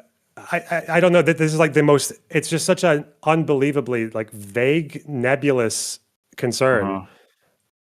When is it not just much more clear that Russia just wants to capture more later? Like, well, no. One last thing. I think it's like weird that you're acting so, again, incredulous. It seems to be your MO on this. When you earlier were advocating for bombing Russia, and just now you were advocating for supplying Ukraine with the means to hit Russia. Yes. Well, didn't Wick? Maybe I'm wrong. Didn't Wick you ask if like America bombing? Lonerbox. I think you're mixing up. Maybe. I mean, I could have misheard it too. Sure. Maybe you don't support American. To be clear, I don't want to bomb Russia directly. I just, when he lands in Alaska, one clean shot. Okay. Okay. All right. Okay, well, I mean, really, at the end of the day, yeah. So whether or not it's America bombing them directly, and maybe if you didn't say that or hint to that, I apologize, Lonerbox. But I think it doesn't necessarily change the kind of risk calculation if they're concerned about some other entity that is armed and supplied and trained by America firing missiles also into Russia. They have plenty of reason to want to avoid NATO weaponry in Ukraine. And you also sort of hinted like, oh, that would just be a reconquest if Ukraine came back and took back Crimea. That's something the Russians want to avoid. They don't want to have Crimea go back to Ukraine. So yes, of course they don't want to have them obviously, but do you think it's justified that they don't want Ukraine to be able to recapture territory that is legally theirs? That's what I'm asking you. Well, no, there's two different questions now, because the first question is why would they want Ukraine to not be part of NATO? And that involves like geopolitical interests of not wanting Ukraine to pose a threat to Crimea again. But if we want to go back to justification, I mean, that goes back to the moral arguments that Wick dragged us away from. I think that Crimea, of course, belongs to Russia based on the events in 2014 and the polling before and after. Well, before the polling was mixed, but in any case, it's like... No, it wasn't. Yes, it was. It was absolutely. Are you referring to the IRI? Yeah, okay. No, no, but he's a good streamer. No. So my understanding is that Really important call out. my Okay. understanding is that there's been multiple polls on this. The UN launched a poll that found that most Crimeans would vote to leave Ukraine and join Russia. This was between, I think, 2011, and then It depends there on was a which poll. poll in that UN poll you read. No, But yes, no, there's no. multiple polls. I've seen you misrepresent this. Listen very closely to my words. You're referencing a different section of the poll, and that I can explain. But there is a different chart that you scroll down. Like when you're scrolling, you scroll over it every time when you're showing your audience, like Wikipedia. There is a different section of the. Yes, there is a different section that specifically asks, if it came to a vote today, who would you vote? And there's only two options. What do you? on this question. What do we? Wikipedia? What? I'm saying when you bring up, because I've seen you do this. Sometimes I've lurked on your stream once or twice, Dylan, maybe for like 10 minutes each. Okay, I've seen you do this. Okay. You specifically try to rebut me on this specific claim when it comes to the UN poll, and you'll bring up the Crimean autonomy referendum Wikipedia, and you'll scroll down. You scroll right past the results that I'm referring to, and scroll to a different table that is asking a different question. Okay, the very specific question that I'm saying, or the very specific thing I'm saying, is that when the UN polled the Crimeans, over 70% of them, according to the most recent one, and the UN said they would vote to leave Ukraine and join Russia. Only 14% said they would not vote. And then I think 30-something% were undecided. But I think the UN reaffirmed majority, Ukraine's territorial integrity. Why do you think they condemned the annexation? So again, totally different line of thought.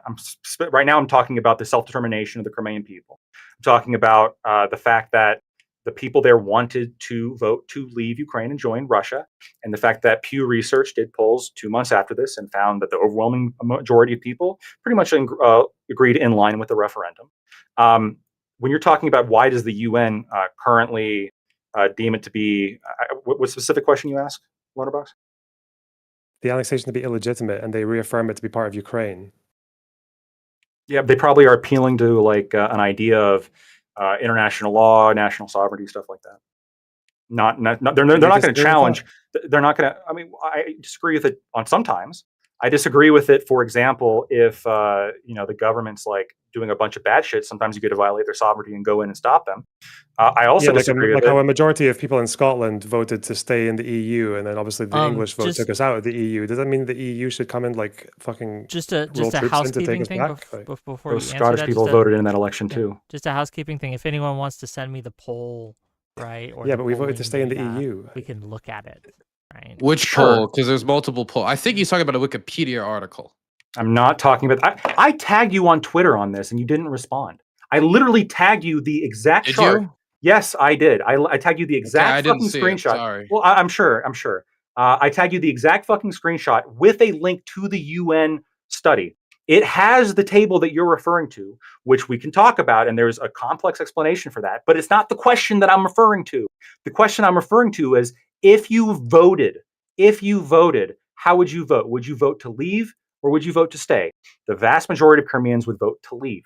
This is important, okay, because it shows what the actual preferences for Crimeans one way or the other. Can I ask you why do you want to go past the like polling from the Razumkov Center or even by Gallup? I guess you'd say that was USAID, but it was Gallup that conducted the poll. No, it wasn't. It was the Baltic Surveys Limited, which claims to be an affiliate of the Gallup organization, and they got the data from a.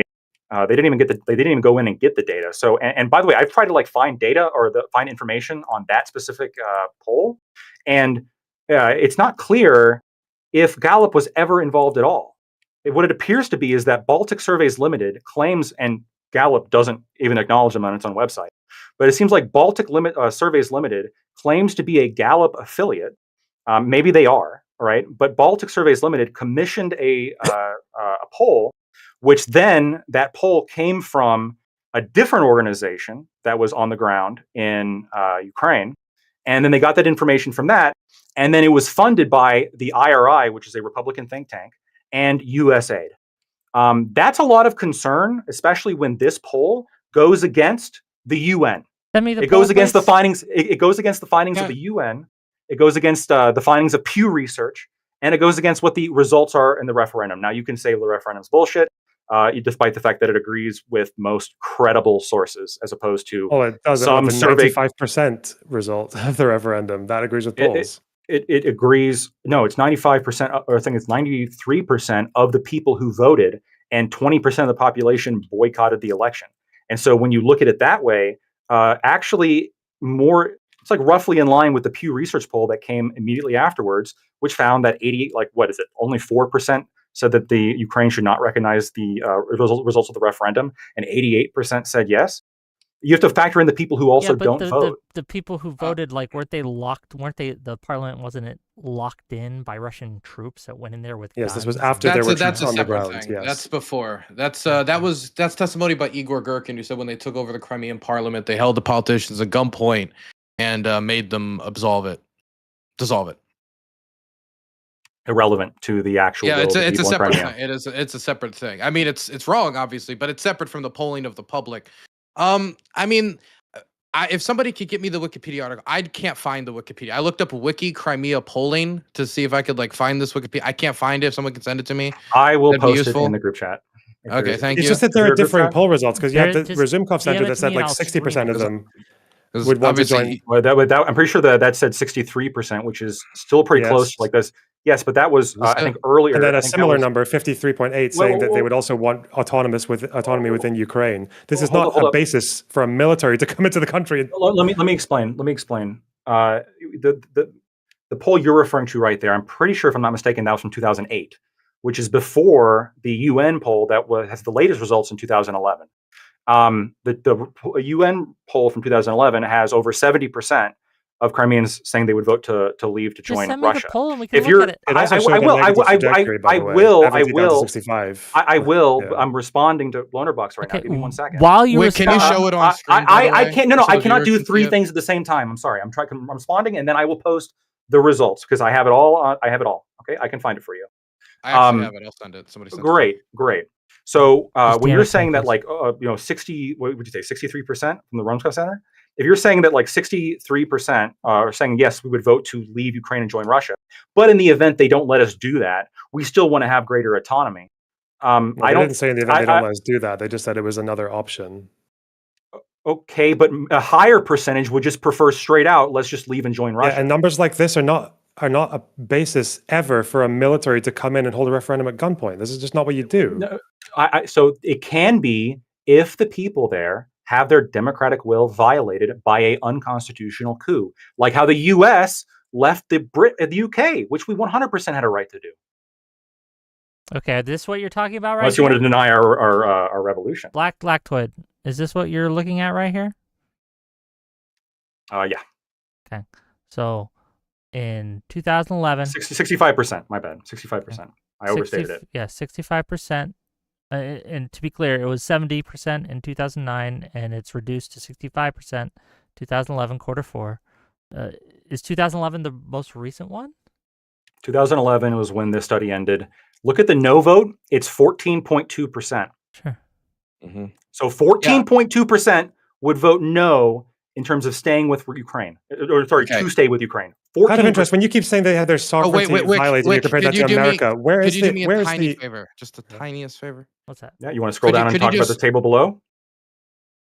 If you want to right now, I was going to talk about something else, but sure, we can do that now. Sure, yeah, we can talk about this, and we can read the question and realize it's a totally different question, and then talk about what it means.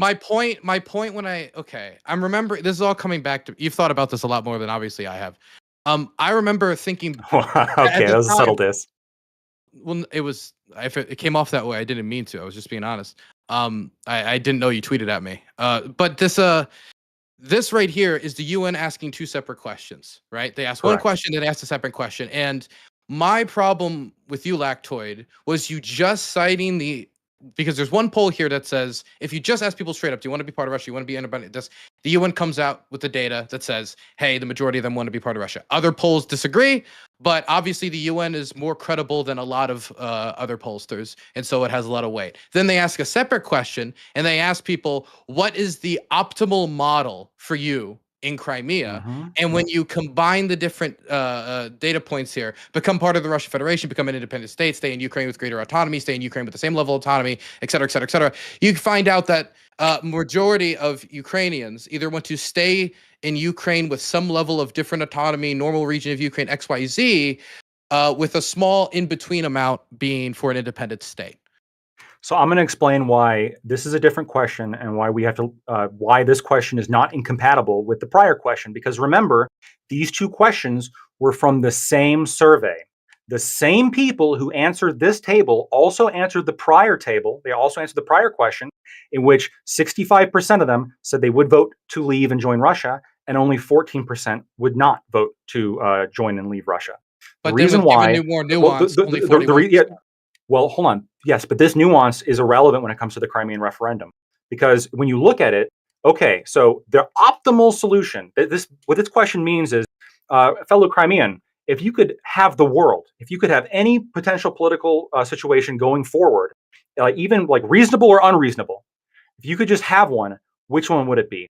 And yes, in this, 41% said the most optimal solution ever is joining Russia. 11% said, oh, we would want to become independent, but if we can't do that, I guess then we'll join Russia, according to the poll above. A next line here says, stay in Ukraine with greater autonomy, but if we can't do that, I guess join Russia because of the prior question, right? And then obviously I would agree that and really the votes, the percentages Wait, after this you're assuming a would lot. be, well, it is a valid assumption, because the same people who answered this way also answered that 65% of them would vote to leave Ukraine and join Russia. And so if the same people are saying that, and then when they're asked a follow-up question of, okay, and then now that we know which way you would vote, what's the most optimal thing you would choose?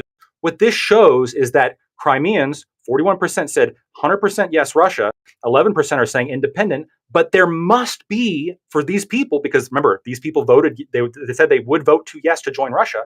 These people are obviously saying the next best alternative is joining Russia. Same thing with stay in Ukraine with greater autonomy, because clearly, perhaps they don't think that Ukraine's going to give them autonomy based on actions in Euromaidan.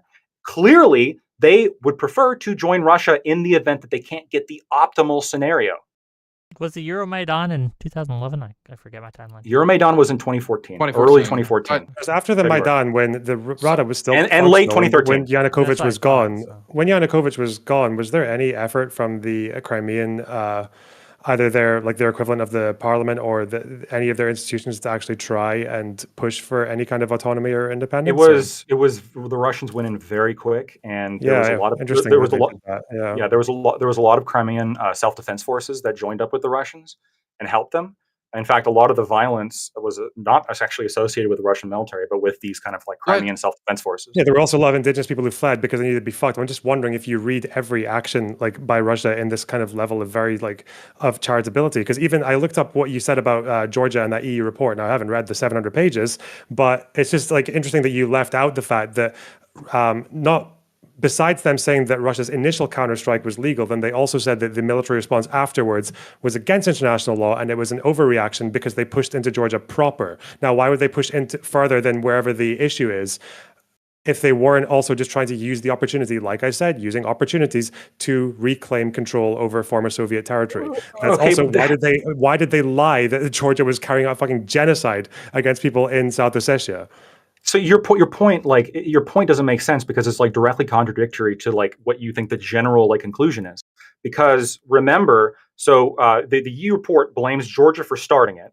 They do blame both parties for how they conducted the war. They do put blame on Russia for some of the weapons that I think they were using, cluster weapons, which is horrible. And there was blame put on Russia for how they were conducting the war, and there was also blame on Georgia for how they were conducting the war. But then the Russian forces that were in Georgia pulled out and went back to South Ossetia. So if your argument is, well, sometimes the Russians, like other people, start conflicts against the Russians, and then they invade, and then they leave, and then they pull back, and they leave they pull their troops out. Is that your point? Are we done with this poll, by the way? Can I close it down? Yeah. The only thing I wanted to say about this poll is that if you look throughout this data, what you'd have to accept, number one, we're basing a lot off of one poll. We're basing a lot of the fate off of a poll that was 3 years old. And as you could see through time, it was descending in the other direction when it comes to the Russians. But if you look at, you have to assume that to stay in Ukraine with autonomy, become a normal region of Ukraine, that all of these decreased and they all went to be part of Russia. You have to assume that even when you talk about become part of a direct control by the president office of Ukraine, you have to assume that a certain amount of people who had wanted the president of Ukraine to directly control Crimea went around and said, actually, I want to be part of Russia. Now, I'm not saying that, we could just disregard this poll. What I am saying is that starting an invasion of a foreign country, capturing that, and then not giving them the options that they wanted is not justified, especially since it's illegal under international law and the Russians agreed that they wouldn't do it. Okay, a couple things. First of all, I appeals to law right on the backs of a illegal illegal coup. I'm not. Well, bring it back up again. I want to respond to something he said. Come on. People have seen the numbers. Can we just get like a JPEG and put it up? Well, just so first, the stay in Ukraine with reduced autonomy. I mean, it's in terms of like presidential control or whatever. We're talking 0%, 0%, 0%. And yes, in 2011, 0.1% did want this. The only like two here that like really wanted to keep it kind of status quo on the Ukraine side was the 12.4% that wanted to stay in Ukraine with the same level of autonomy, and the 6.1% that wanted to become a normal region of Ukraine. You know what I think when I see data like this, Lactoid? Can I real quick?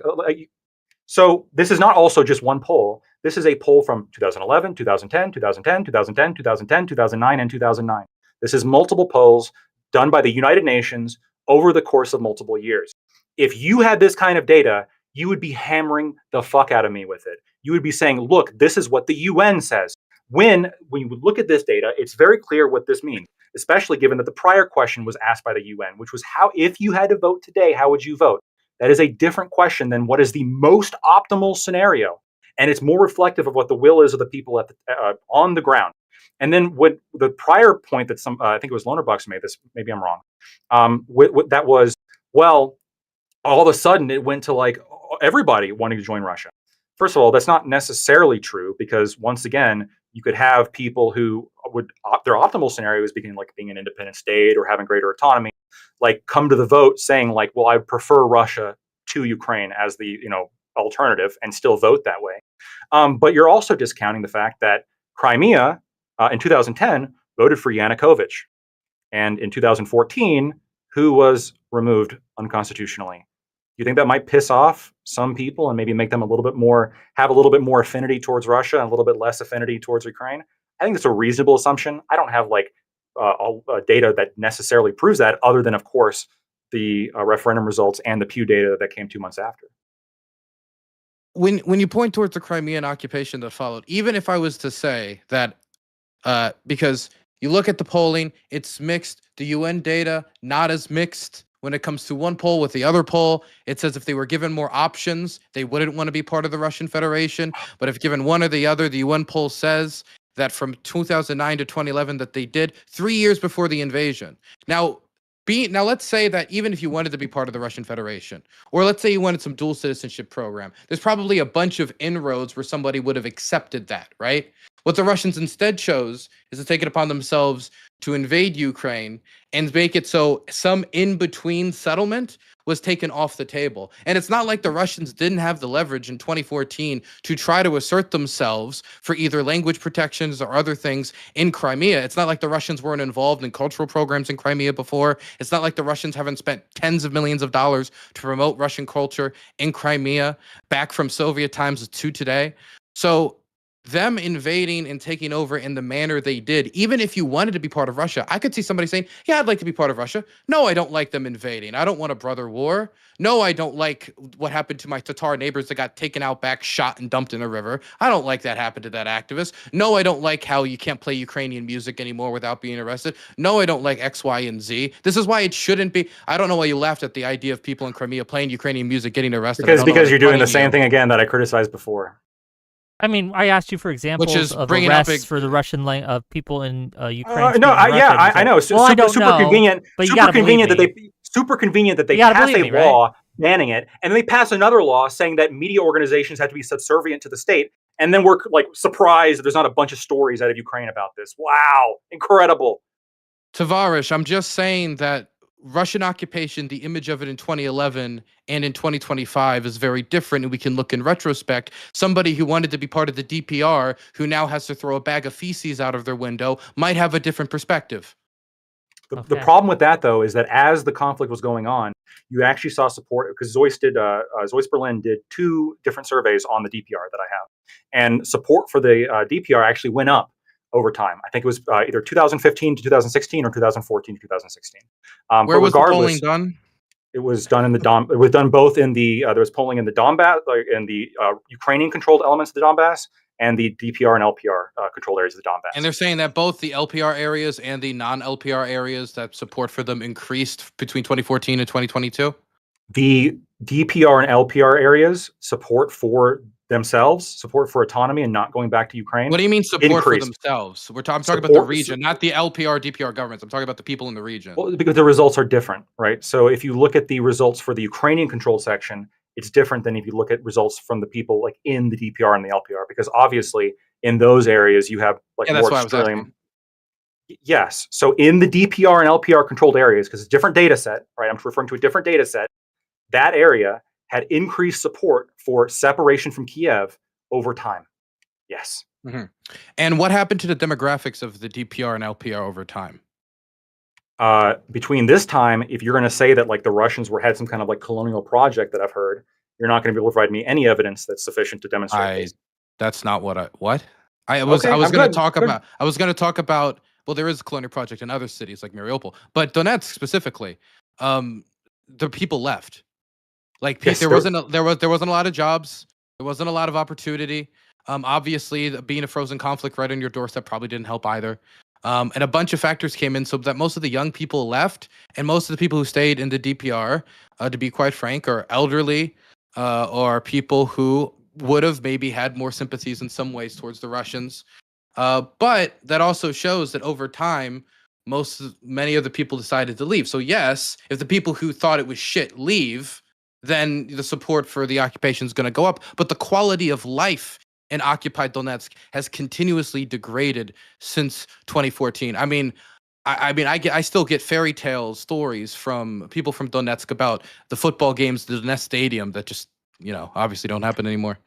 Look, that could happen. Can I say one thing? That could happen, but like I'm a little bit like miffed, or I guess not really super. I don't take it super well when there's all this concern now for the people living in the DPR.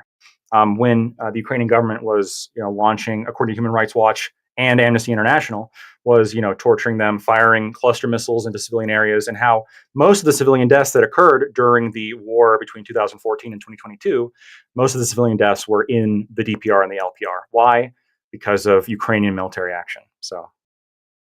Okay. The bombing, there was the Ukrainian and Russian armies. This is just sad. The Ukrainian and Russian armies come from a Soviet doctrine and a type of, let's just say, leadership morality lack. Definitely back in 2014, that led to commanders on both sides being very loose when it came to the types of bombing that they engaged with, and the fact that they wanted to preserve their personnel. I don't particularly think that the Ukrainians were bombing them in such a way that justified the Russians coming in and either doing the exact same thing as, for example, when the Russians invaded in 2022, their big claim was there's some sort of genocide going on to the Donbass. They use the word genocide because it's basically saying like you're in the Super Bowl of crimes. It's essentially trying to get attention from this type of bombing. And the bombing, it was bad, but it was sporadic. It was on both sides, and I wouldn't call it a genocide. I think it was war crimes, but I don't think it was a genocide. I agree. Okay, I do need to make a little money, so I'm going to read my super chats now. Okay. Also, before you do that, Wick, just to come back to Georgia again. There were like tens of thousands of people, ethnic Georgians, who fled South Ossetia in 2008 and Abkhazia. And Abkhazia as well, and that they couldn't go back. Again, this is like still, and not even to mention that these are two that wasn't enforced by the Russians. Russia doesn't have a right to either of these territories anyway. They don't even. Why are they there at all? It's not like it's not like South Ossetia has got like a massive Russian population. So the expulsion did happen, and especially in Abkhazia, it happened. That is undoubtedly true. But the Russians didn't do that. That was the local authorities in Abkhazia and South Ossetia that did that. They did push a lot of people out, Georgians out, and that should be condemned. I agree. But in terms of this is contradictory to your report, which also blamed Russian forces for not being able to stop any atrocities by their forces. So I no, this is not contradictory to probably for I think the third time I'm going to say this. The report is critical of Russian actions during the war. It's also critical of Georgian actions during the war. The only reason I brought this up is because the most critical finding is that Georgia started it. The report found that Georgia was the one that started it. They started that conflict. The report puts squarely the blame on Georgia for that. And that was a report commissioned by the EU. We're not even talking about the UN. Now we're talking about an openly hostile party commissioned a report that found that Georgia was responsible. And then you're saying, like, well, why are the Russians even there? I mean, those were autonomous areas that allowed the Russians there. I don't know. I got to ask because wait, say that again. What did you just say? Those were autonomous areas that wanted the Russians there to protect them, probably because the Georgians had demonstrated in that war that they would attack without justification, according to the EU report. In 1993, this is why Russia is in those two places at all. Do you think it's Civil War? Do you think it's fair if you're an autonomous region and you're worried about this other party violating the ceasefire agreement and attacking you, that it's like reasonable for you to invite like a kind of stronger party to come protect you? I mean, this is literally the argument that you guys make for Ukraine. What proportion of people in South Ossetia are like ethnic Russians? I don't see how that's relevant to the point I just made. Do you think there's like a majority? Like, do you think there's like in 1991, 92, 93, it was like an invitation for Russia to be there? That's why they're there. Like, there was like popular will. I think the Russian forces that went into South Ossetia and were stationed in South Ossetia did so at the behest of the South Ossetians and the Abkhazians, because those were the autonomous regions that the EU found were attacked by Georgia unjustifiedly. You're mixing up two conflicts. I'm talking about the Georgian Civil War in 93 as to why Russia's there at all. They're in a part of you realize that they're in a part of the world that's not the Russian Federation, right? Their military is in an area, dominating an area that is not theirs. Hold on, let's read back. Seriously, think about this. I'm gonna repeat back to what you just said. A country has a military in another country that's not its own country. More than that. I'm not talking about American bases in a democracy or a state that lets them in. Oh, no, we're talking about autonomous regions that were autonomous prior to the breakup of the Soviet Union that wanted Russian forces there. Autonomous in this, as opposed to us? A region having autonomous means that they can invite a foreign military in there? Since potentially, when? Potentially. Like if we're going to talk by terms of international law, I don't exactly know. But we're talking about a Native American reservation invite Russia. It's incredible that you think this is a gotcha. It's crazy. No, I can see why you don't like comparing this to other conflicts, because there's just no other comparison that like NATO or any Western countries do that is comparable to this. That's why you don't like making those comparisons. That's why you shifted away from the idea that Putin has a legitimate threat of regime change from NATO. What? Because they did it in Libya, a guy that was basically like despised by his entire population anyway. I don't know why. Like, it wasn't the only example I brought up, and that wasn't the only motivation that could happen. Yeah, I know, but it's not. It's a completely invalid one. That's the point. It's just like ridiculous that you brought up in the first place. Yeah, I think that you thinking that the Russians don't have some anxiety about like a long-term regime change project from NATO, I think that's just. How would that go? Yeah. Okay. Yeah. How would that go? How would NATO do a long-term regime change project? I can like speculate as to potential ways. One of the ways perhaps could be like some kind of like cross-border like antagonism, kind of like how we saw like between like when Japan launched their war, right? Like the Marco Polo Bridge incident, where they sort of manufacture crises. It could be that Russia actually like does see itself in the future committing things that the West would call, and even me would call like human rights abuses or some other issue, and this could lead to NATO like having sufficient military threats on the border. This could also be NATO putting a whole bunch of extra shit on the border, causing the Russians to have to like politically respond by putting their own forces on the border. And perhaps Russia might not be in as financially like sound of a position to even do that. And this could lead to destabilization of like a regime in Russia. There's all sorts of ways that NATO could potentially do this in the future. What I'm saying is that for you to say that Russia has no concern or no kind of anxiety about this potentially happening in the future. Oh no, like, you can have an anxiety. You just don't have there's a legitimate fear of NATO using their power to force regime change in Russia. Like that's just, it's at least, not least of all, to the level that they actually have to put their military into other countries to avoid them joining NATO. That is not a legitimate security interest. Yeah, I disagree. And my citation for this is going to be, we were very concerned about missiles going to Cuba, despite the fact that we, the year prior, launched the Bay of Pigs. And also, I mean, this is speculative, but I would, bet my left nut on this. If Canada had a coup and then started to like put Russian missiles on the border, or like made an agreement to put Russian missiles on the border, or even like hinted that they might do this, we're rolling in tanks. There's just no way we would accept that as an American, like as America. There's just no way. Do you think we would have done Why the do you- Bay of Pigs if Cuba already had the nukes? I think that potentially, because the Bay of Pigs invasion was primarily done by CIA trained like militants that weren't actually affiliated with the U.S. and and so like it was kind of like proxy. There's a layer of separation, but you acknowledge the difference that Russia having these types of weapons like enters into the scenario that by you, like for example, Israel faces threats in the region. I do not believe that they're anywhere close to being pushed into the sea, in large part due to the fact that they have an atomic arsenal. Kim Jong-un has a lot of threats to his regime.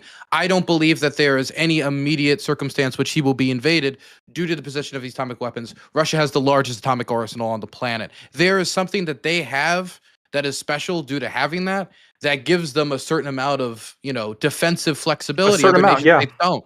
So I agree think with that. A certain amount. Yeah. that this makes it more condemnable for them to engage in this invasion based on the idea of they're going to be put under regime change or invaded, especially when, let's be frank, the European armies were not in a state to be doing any invading of the Russian Federation. Well, you say that, but like I always get like contradictory sort of like, well, the European military is like significantly larger, more well-funded, more well-armed, and backed by stronger economies than Ukraine. And yet everybody says like, well, look how pathetic Russia is in Ukraine. Like it's supposed to be a 3-day invasion, and here we are 3 years later. Like if that's when you compare the two. But to be clear, the key difference is purchasing power and the way they have their defense industries matched up. Yeah, and Europe has more. When you have the Swiss and you have the German and you have the French industries not working at economies of scale, but are working on a local level, they can't produce the same capacity or at the same scale that Russia can when they produce across the entirety of the Russian Federation. They centralize their command, they centralize their production, and to be quite frank, their purchasing power goes a lot further when it comes to their production in comparison to Germany. And they have lower regulations, and they can run their factories 24/7, 7 days a week if they so choose, which is not the case in many of these countries with labor standards. And so that's why the Russians can produce more artillery than Europe. Okay. Yeah, I think a lot of the countries would probably drop those requirements in the event of war. But I do want to read some of my super chats, make a little money today. But it would take time for them to get that artillery produced, right? Yeah, like these factories are would. taking time. I don't think any kind of sufficient time that would compare it to Ukraine. There would be. I just want to reiterate for the last time that in 1991 to 93, the majority of locals in South Ossetia and Abkhazia fought on the side of the Georgian government. Russia used they abused the fact that they had a presence there. They abused the fact that there were some human rights violations happening, no doubt, and then exaggerated them, and then said, do you think Russia, you agree with that? You think that Russia is wrong when they accuse these countries of committing genocide against their own peoples? I don't know why the fuck you're laughing at that. I'm laughing because you just said, yes, there was like a bunch of human rights things that are a problem. And I'm like, here's what's happening. Here's what's happening, right? You are focusing now. There's the 2008 war that I was focusing on that Georgia was alleged to have started, and then the Russians came in and then moved back. I mean, this is the more recent conflict that I think is a better proxy for Russia's behavior, right? Going in, stopping the at-fault party, and then leaving. But you're now referencing back just following the fall of the Soviet Union, and then you're referencing a bunch of bad shit apparently that was happening to the Abkhazians and the South Ossetians. I haven't looked in as much depth on the 1993 conflict to come to like a significant enough conclusion or like a informed enough conclusion to say that the human rights abuses like justified Russian involvement.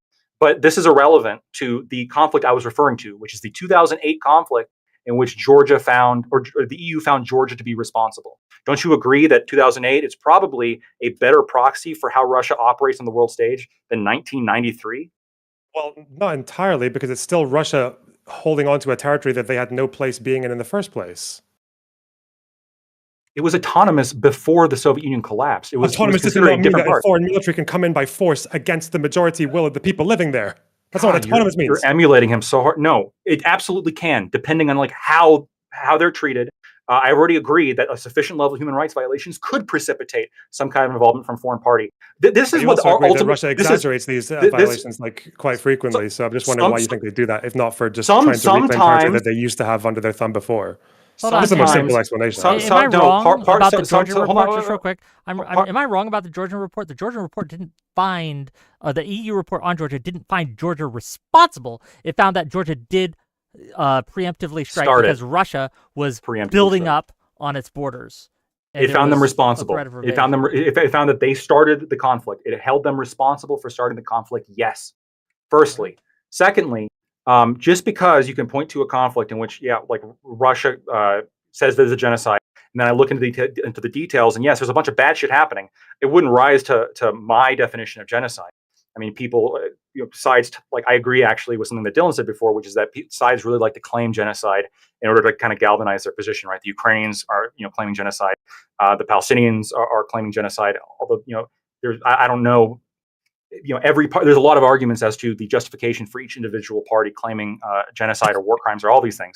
But it absolutely could be the case that the war crimes that you sort of like brushed over in Georgia in 1993, or the human rights violations that you brushed over, could be sufficient for the Russian military to move in. That I don't know. I haven't done enough research into that specific conflict. I'm talking about the more recent conflict, the one that's a better proxy for Russia's behavior. The reason you think I brushed over them is because I mentioned that they were happening and that Russia exaggerated it, because that is the common trend. That is what they always do. They always exaggerate violations as an excuse to go in to territory that they just so happen to have recently lost after the fall of the Soviet Union. That's just like the most basic explanation. It's like one of the most fundamental, like normal ways for countries to engage in territorial conquest. It's what the Nazis did when they went into Poland. It's what Russia did when they went into Georgia. It's what they did when they went into Donbass. Lactoid. They claimed genocide, and that was their that's what they do. If I come into your Lactoid, obvious trend. Lactoid, if I come into your house, are you going to do the immigration house? Sure, just real quick, Lactoid, answer my question, please. If I come into your house and I bring all my friends, you didn't invite me, you didn't ask me to come, and I just start coming into your house, bringing all my buddies in, we start setting up shop, we start moving your furniture around, and you say, "Hey, get out." We ignore you basically. And then after a certain point, you get a gun and you shoot at us because we've invaded your territory. Who started that conflict? All right, moderator, I'm glad you're getting involved in the discussion. I don't think you can compare. I don't think you compare. Notice how he can't answer the question. So instead of answering the question, I literally went on to complained about the moderator entering the conversation because he understands that he can't I'm trying to answer. You're talking over me. I'm trying to answer. You're talking over me. I went on. It was one. I'm just explaining to the audience what's happening. But go ahead. It's one quip because it's a 3-on-1, and you have been like taking sides this whole time. You did the last debate too. That's whatever. It's how you run things. But I was one quip, and then I was going to go on to answer the question, which is, I don't think, just like with immigration, when conservatives say, "Oh, so that you wouldn't let an illegal into your house," which this is a dumb point. You can't compare communities and cultures and countries to somebody's no argument, house. Just dumb point. Got it. I'm presenting the argument. What a great argument. When you have a community.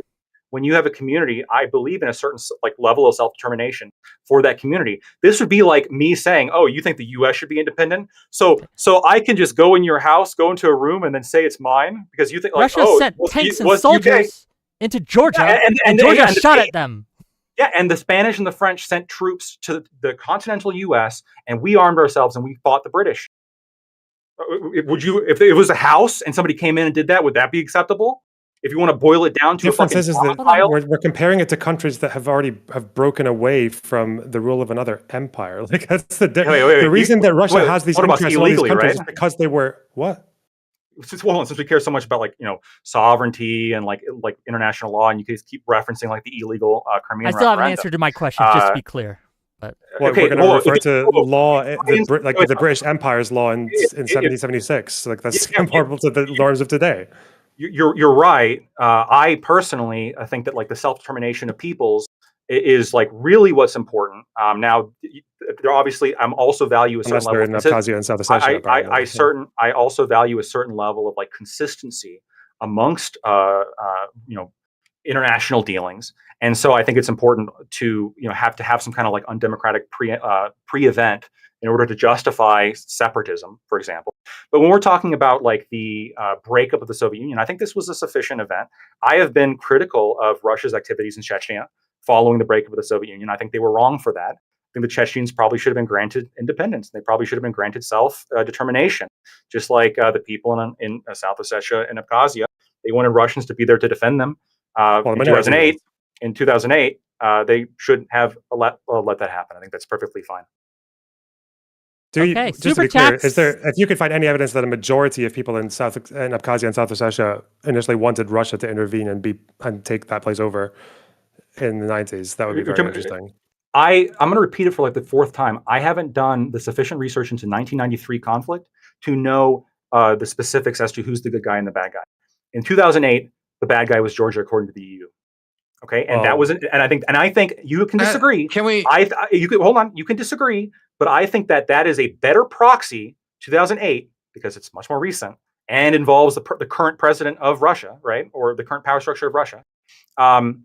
That is a much better proxy for Russia's actions going forward than 1993, immediately following the collapse of the Soviet Union, in which a bunch of republics were declaring independence from this previous super country that was, and all these different areas leaving, oftentimes illegally. But of course, I also agree that that's not necessarily super important, but it does give rise to justification within that certain time frame for certain actions. Okay. Out of interest, do you think it's like irrelevant information that Russia's initial presence in Abkhazia and South Ossetia with their military was, despite the fact that most people there fought alongside of the Georgian government? Do you think that's like an irrelevant piece of information to 2008?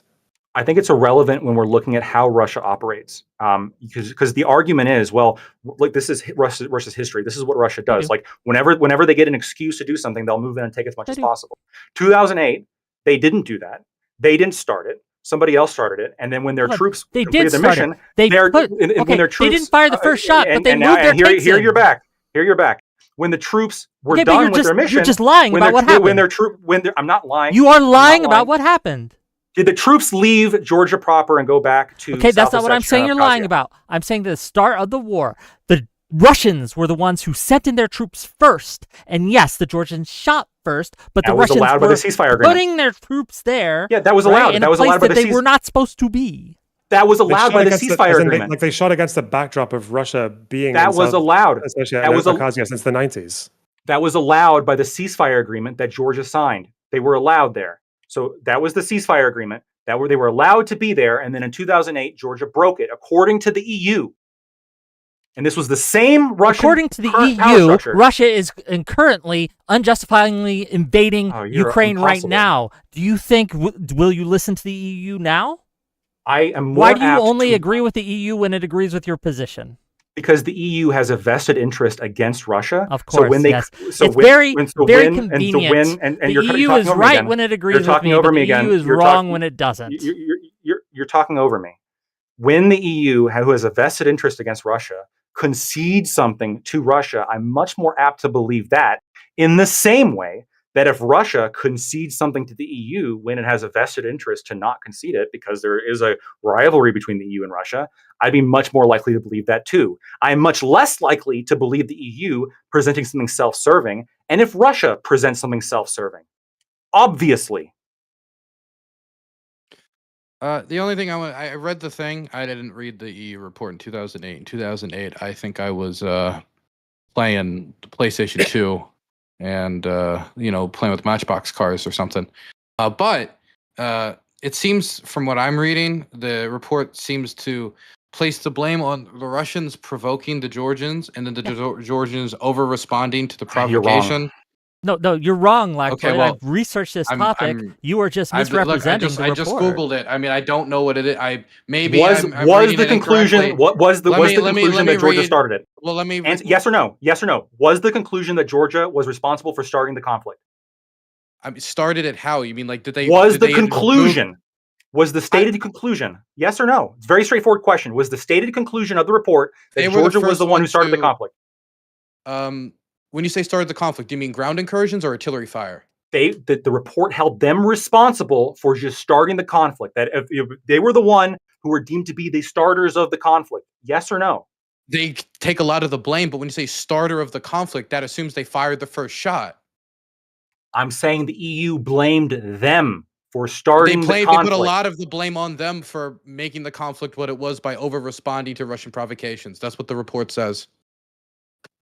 Was it most of the blame? Wait. When you talk about blame, when people talk about any kind of conflict or any battle or incursion or a shift in the conflict, they talk about how there are underlying issues, and then there are also triggering events like a particular battle or a particular ceasefire that's broken. They're saying that Georgia were the ones who seemed to fire the first shot in this particular phase of the conflict, but the underlying issue, and I think the EU report says this as well, is the fact that Russia is in Abkhazia and South Ossetia with their military when they should not be there. The ceasefire. No? Do you disagree with that? I do disagree, because when you sign a ceasefire, when you have an agreement that you're not going to do this, and then you do it, you're responsible for breaking that, right?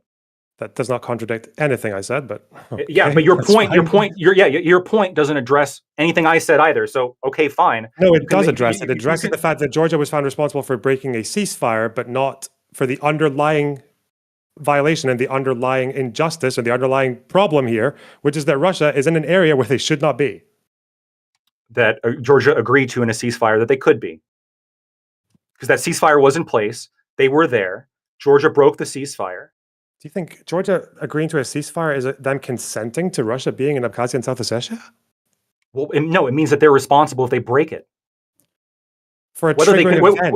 A triggering event. But you're missing the point of the conversation. I brought up Georgia specifically to counter the very specific narrative that Russia takes these advantages whenever it can. And in 2008, Russia very easily could have used this as a pretext to take all of Georgia because their troops were in Georgia proper, but that's not what they did. They pulled out, and they weren't even the ones who started it. So they use it to hold on to territory that they're already claiming that's not theirs. But again, they did start it. Yeah, they didn't take more territory that's not theirs. They just kept on to they just held on to the territory that they already have. After quite a few other numbers of their opponents fled the area and didn't go back. Okay. I'm going to read these super chats. $2 from Esoteric Dichotomy to say, we are pro-Ukraine chat, down with Putin. True. $2 from Kick Nostanza to say, ask Lactoid if he thinks Putin is a dictator. Putin is a dictator, yes or no? What do you think, Lactoid? No, I don't think he's a dictator. I think there's an he's an oligarch president to some degree, but I don't think he's a dictator. Okay. $5 from Lopan to say, still waiting for libs to demand North Korea be re-engaged. The quote-unquote world cannot just let communists get away with aggressively taking land. $5 more from Lopan to say, if Ukraine accepts a deal, will anyone here admit they were wrong? Will you admit you were wrong if Ukraine accepts a deal? Wrong about what? Depends on what the deal is. Like, all of us gave see what it is. Yeah. All of us also gave some percentage of it succeeding. So if it succeeds, none of us are wrong. I don't know. Wow. $2 from Killer Tomato to say only Burns can interrupt plebe. $2 from Fireburn to say liberals are suddenly nationalists. LOL. $10 from Majin to say Lactoid is the GOAT. Easy clap. Another W for Russia, LOL. And then $20 from the same person to say another super chat for the GOAT Wick, because he is the GOAT. Well, I appreciate the money. $5 from Usurp to say if Lactoid is one of Russia's strongest soldiers, then LOL, LOL, LOL. Dave Timmerman for €2 to say what is the good faith Russia horseshit? $2 from Trib1 to say should NATO be disbanded and why or why not? For $2, we're not going to have a discussion for that. The quick answer is no. But. No. Yeah. Fireburn for $2 says Burns fails the marshmallow test. Is Fireburn like your hater? Does he go around like just super chatting? Is that to me or? Yeah, it's to you. It says Burns fails the marshmallow test. I don't even know. I don't know what the marshmallow test is, but I like marshmallows. If you were offered, you can have one marshmallow now, or if you wait a day, you get 5 marshmallows. Which would you take? And people who fail the marshmallow test take the first marshmallow. It's about... yeah, I'd take the first marshmallow. Okay, fair enough. $2 for Gay Ben to say Burns thinks well poisoning is a moral duty. $5 from Satan to say, I bet Burns is swimming in Ukraine trim, considering all the men have been deleted. That's why he likes being there. Shame the devil and tell him the truth. Ukraine what? I don't know what I don't I'm know what assuming Ukraine by trim means. context that means women, but I'm not sure. I Oh, don't know. $5 from President Sunday to say reminder. No, the actual one. I don't know. In the comment it might be. Reminder: the Destiny recorded Cherry without consent and threatened and doxed multiple people who called him out for it. Have a good panel, Bugman. That has nothing to do with anything we're talking about today. But thank you for the $5. It might that actually is be another President good reason Sunday. to bomb Russia. It's $5 Canadian too, so you know. $5 from the Trib One to say if the poll is reality, the resolution would be to give people in Crimea a path to Russia. No need for invasion. They could just shepherd them to Russia. Can I say that one thing on that? Go ahead. They tried to have a vote in 1992, and they tried in 1995, and both times were shut down. And then in 2010, when they finally decided, fine, we're going to play by the rules and vote in the election of the Constitution that you put us under, then they overthrew the president. So I don't think they really had any reason to believe that the Ukrainians were going to just let them leave. Okay. Crimea is too valuable for that. Sure. $5 from the Trib One to say Trump will truth out that the deal fell apart due to Zelensky not playing ball, and he'll make sure to let Ukraine know that they don't hold the cards. And then finally, $2 from the Trib One to say, do you all disagree with the 70% chance of it happening? I think we both, all of us agree that that's not a realistic number, but I could be wrong. Okay, gang. We have talked about all sorts of things on this show. Unfortunately, we didn't get as much chance as I would have liked to kind of go over what we think the future is going to be. We were all arguing about the past, and it is important to discuss. And I do thank you all for being here. I do apologize for the quote-unquote lopsided nature of this panel. We did have someone to be on Lactoid's side, but it did not work out. And 10 minutes before showtime, he was like, I can't do it anymore. And that sucks, but show must go on. Okay, with that, I'm going to give each of these lovely individuals a chance to give closing thoughts, closing statements, and maybe I would ask you to give a closing prediction of what will happen tomorrow, because we'll be able to find out how right you were tomorrow. So it'll be interesting for people to watch this in the future to see if you were correct or just super, super wrong. We're going to give it to Lonerbox first, and we're going to go around, and we'll see how it goes. Go ahead, Lonerbox. Okay, fuck. I think I guess we've seen quite a lot of very strange, disanalogous comparisons to conflicts that are not really comparable to anything that has happened with Russia and any of their neighbors. The fact is that Russia, before the Soviet Union, was an empire. They conquered territory. They pushed their people into that territory. They fucked with people's languages and their culture, and they Russified areas. And they did the same thing under the Soviet Union. So when the Soviet Union collapsed and these republics were divided into different countries, they got incredibly fucking butthurt and decided that especially their leaders, decided that they wanted to reclaim whichever pieces of influence that they could. They say it to this day that they think the fall of the Soviet Union was the biggest catastrophe of the last 100 years, worse than the Holocaust, I guess. And they will use that position and that fact that there is still Russian presence in some of these areas, even if it's very small, like in parts of Georgia, and they will use difficulties and human rights violations and other tensions that occur in these areas to their advantage and use them as opportunities to bring their troops in and to reclaim territory that they think is rightfully theirs, or that they can just hold on to in a frozen conflict that they're never going to get pushed out of because they're quite a big force. And they will use the idea of very, very difficult to justify threats when it comes to NATO in Europe, even though NATO already borders Russia in several countries and can actually advance nuclear weapons and everything else quite close to the country. There's a reason countries like Canada don't seek out the help of and the military aid of American adversaries. It's a very simple reason that America doesn't fuck with their territory in the same way that Russia does with former Soviet countries. No one makes a former Soviet country want to join NATO more than Russia. That's what they do. They fuck with these former Soviet countries. They make other Soviet countries that haven't been fucked with yet legitimately afraid enough that they beg to be in NATO. So if Russia doesn't like NATO, then stop fucking with former Soviet countries. Very simple. As for Ukraine, it's a real shame that Ukraine is probably not going to get a hold of their 2014 borders anytime soon, if even ever. That's just the sad truth of geopolitics and the world that we live in.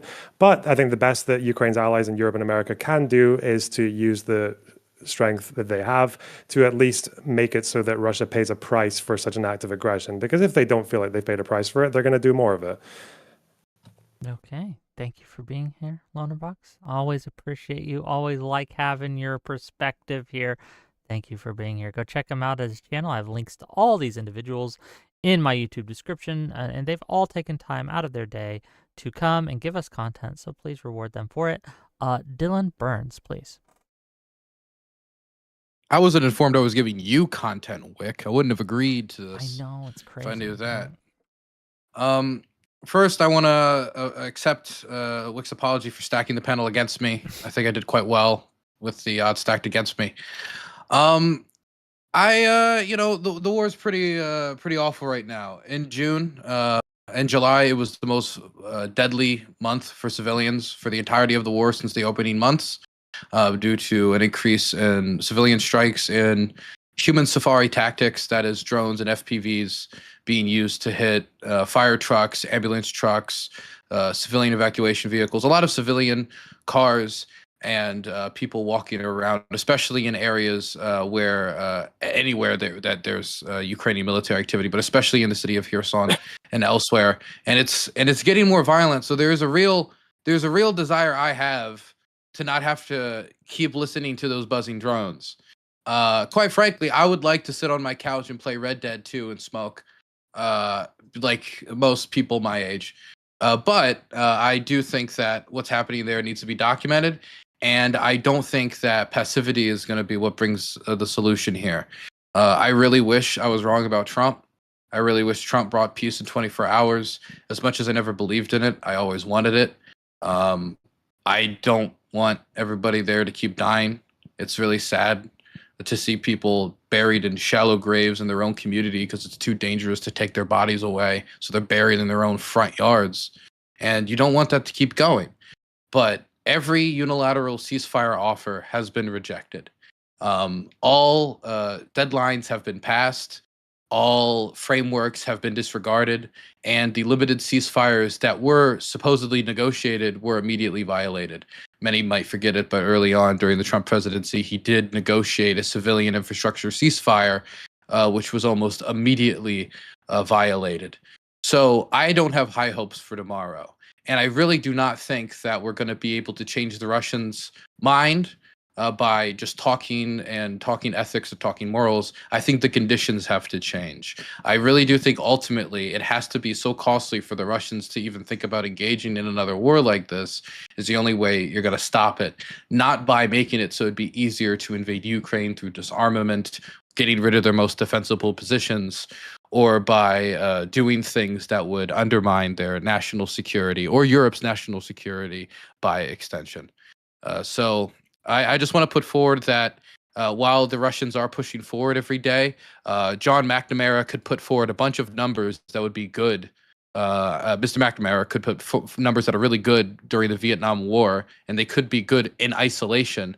But if you drag that out and you aren't seeing the breakthrough that the Russian offensive operations request, because at the rate of even the Russian advances at this point, if they were to keep up this rate, it would take them years and years and years and years to reach their objectives. So we need to change it so that that timeline is so far in the distance that they have no choice but to say, it's not worth it. We can't keep this war going for 12 years in the hope that we'll retake X, Y, and Z.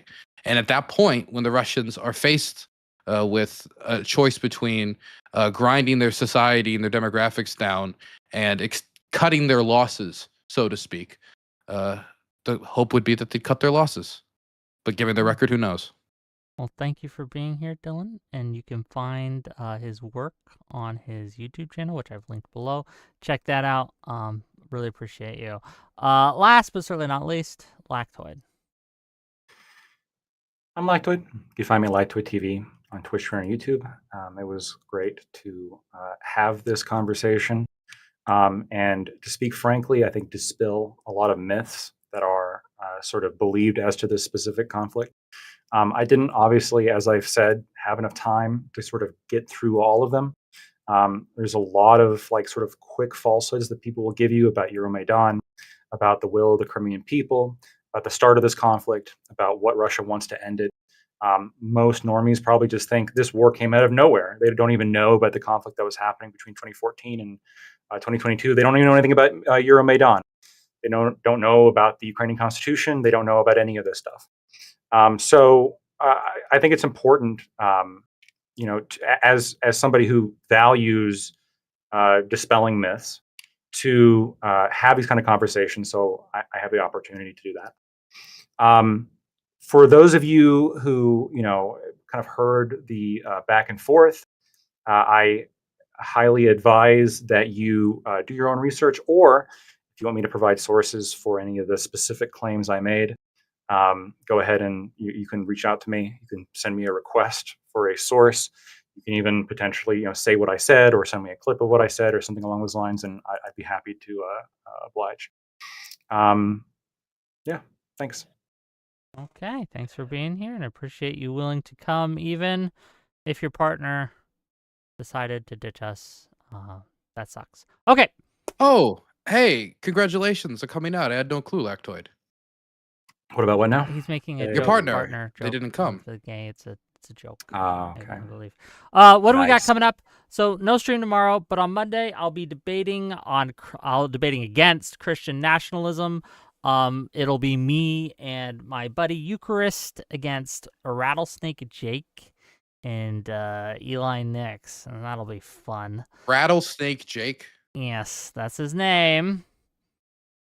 Yeah, it's a very big YouTube thing. He does this show with Andrew Wilson on Rumble. Andrew Wilson, by the way, who offered me $20,000 to go 3 rounds in the ring with him, boxing. And then when I accepted it and gave him a date, he ghosted me. I haven't heard from him since. He hasn't said one word. So, that guy. Then on Good. He offered me a boxing match a while ago too. He didn't Did offer me he? no $20,000. I'll do it for $20K. Shit, I'll abandon the That's war what for a I few said. months. Like, even if I lost, I'd do it for fucking $20,000. $20,000. I'll step away from the front. Hell, we'll do it in Kiev. We'll do it for charity. The killing in Kiev. We could, it'd be fun. We'll make a whole production from it. Anyway, then on Thursday, Soy Pill called me an incel, and so he's going to try to de-incelify Wick, and we're going to have a panel about that, so tune in for that.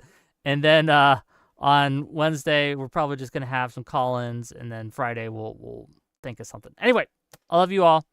I'll see you guys later. Bye-bye. Bye-bye, everyone.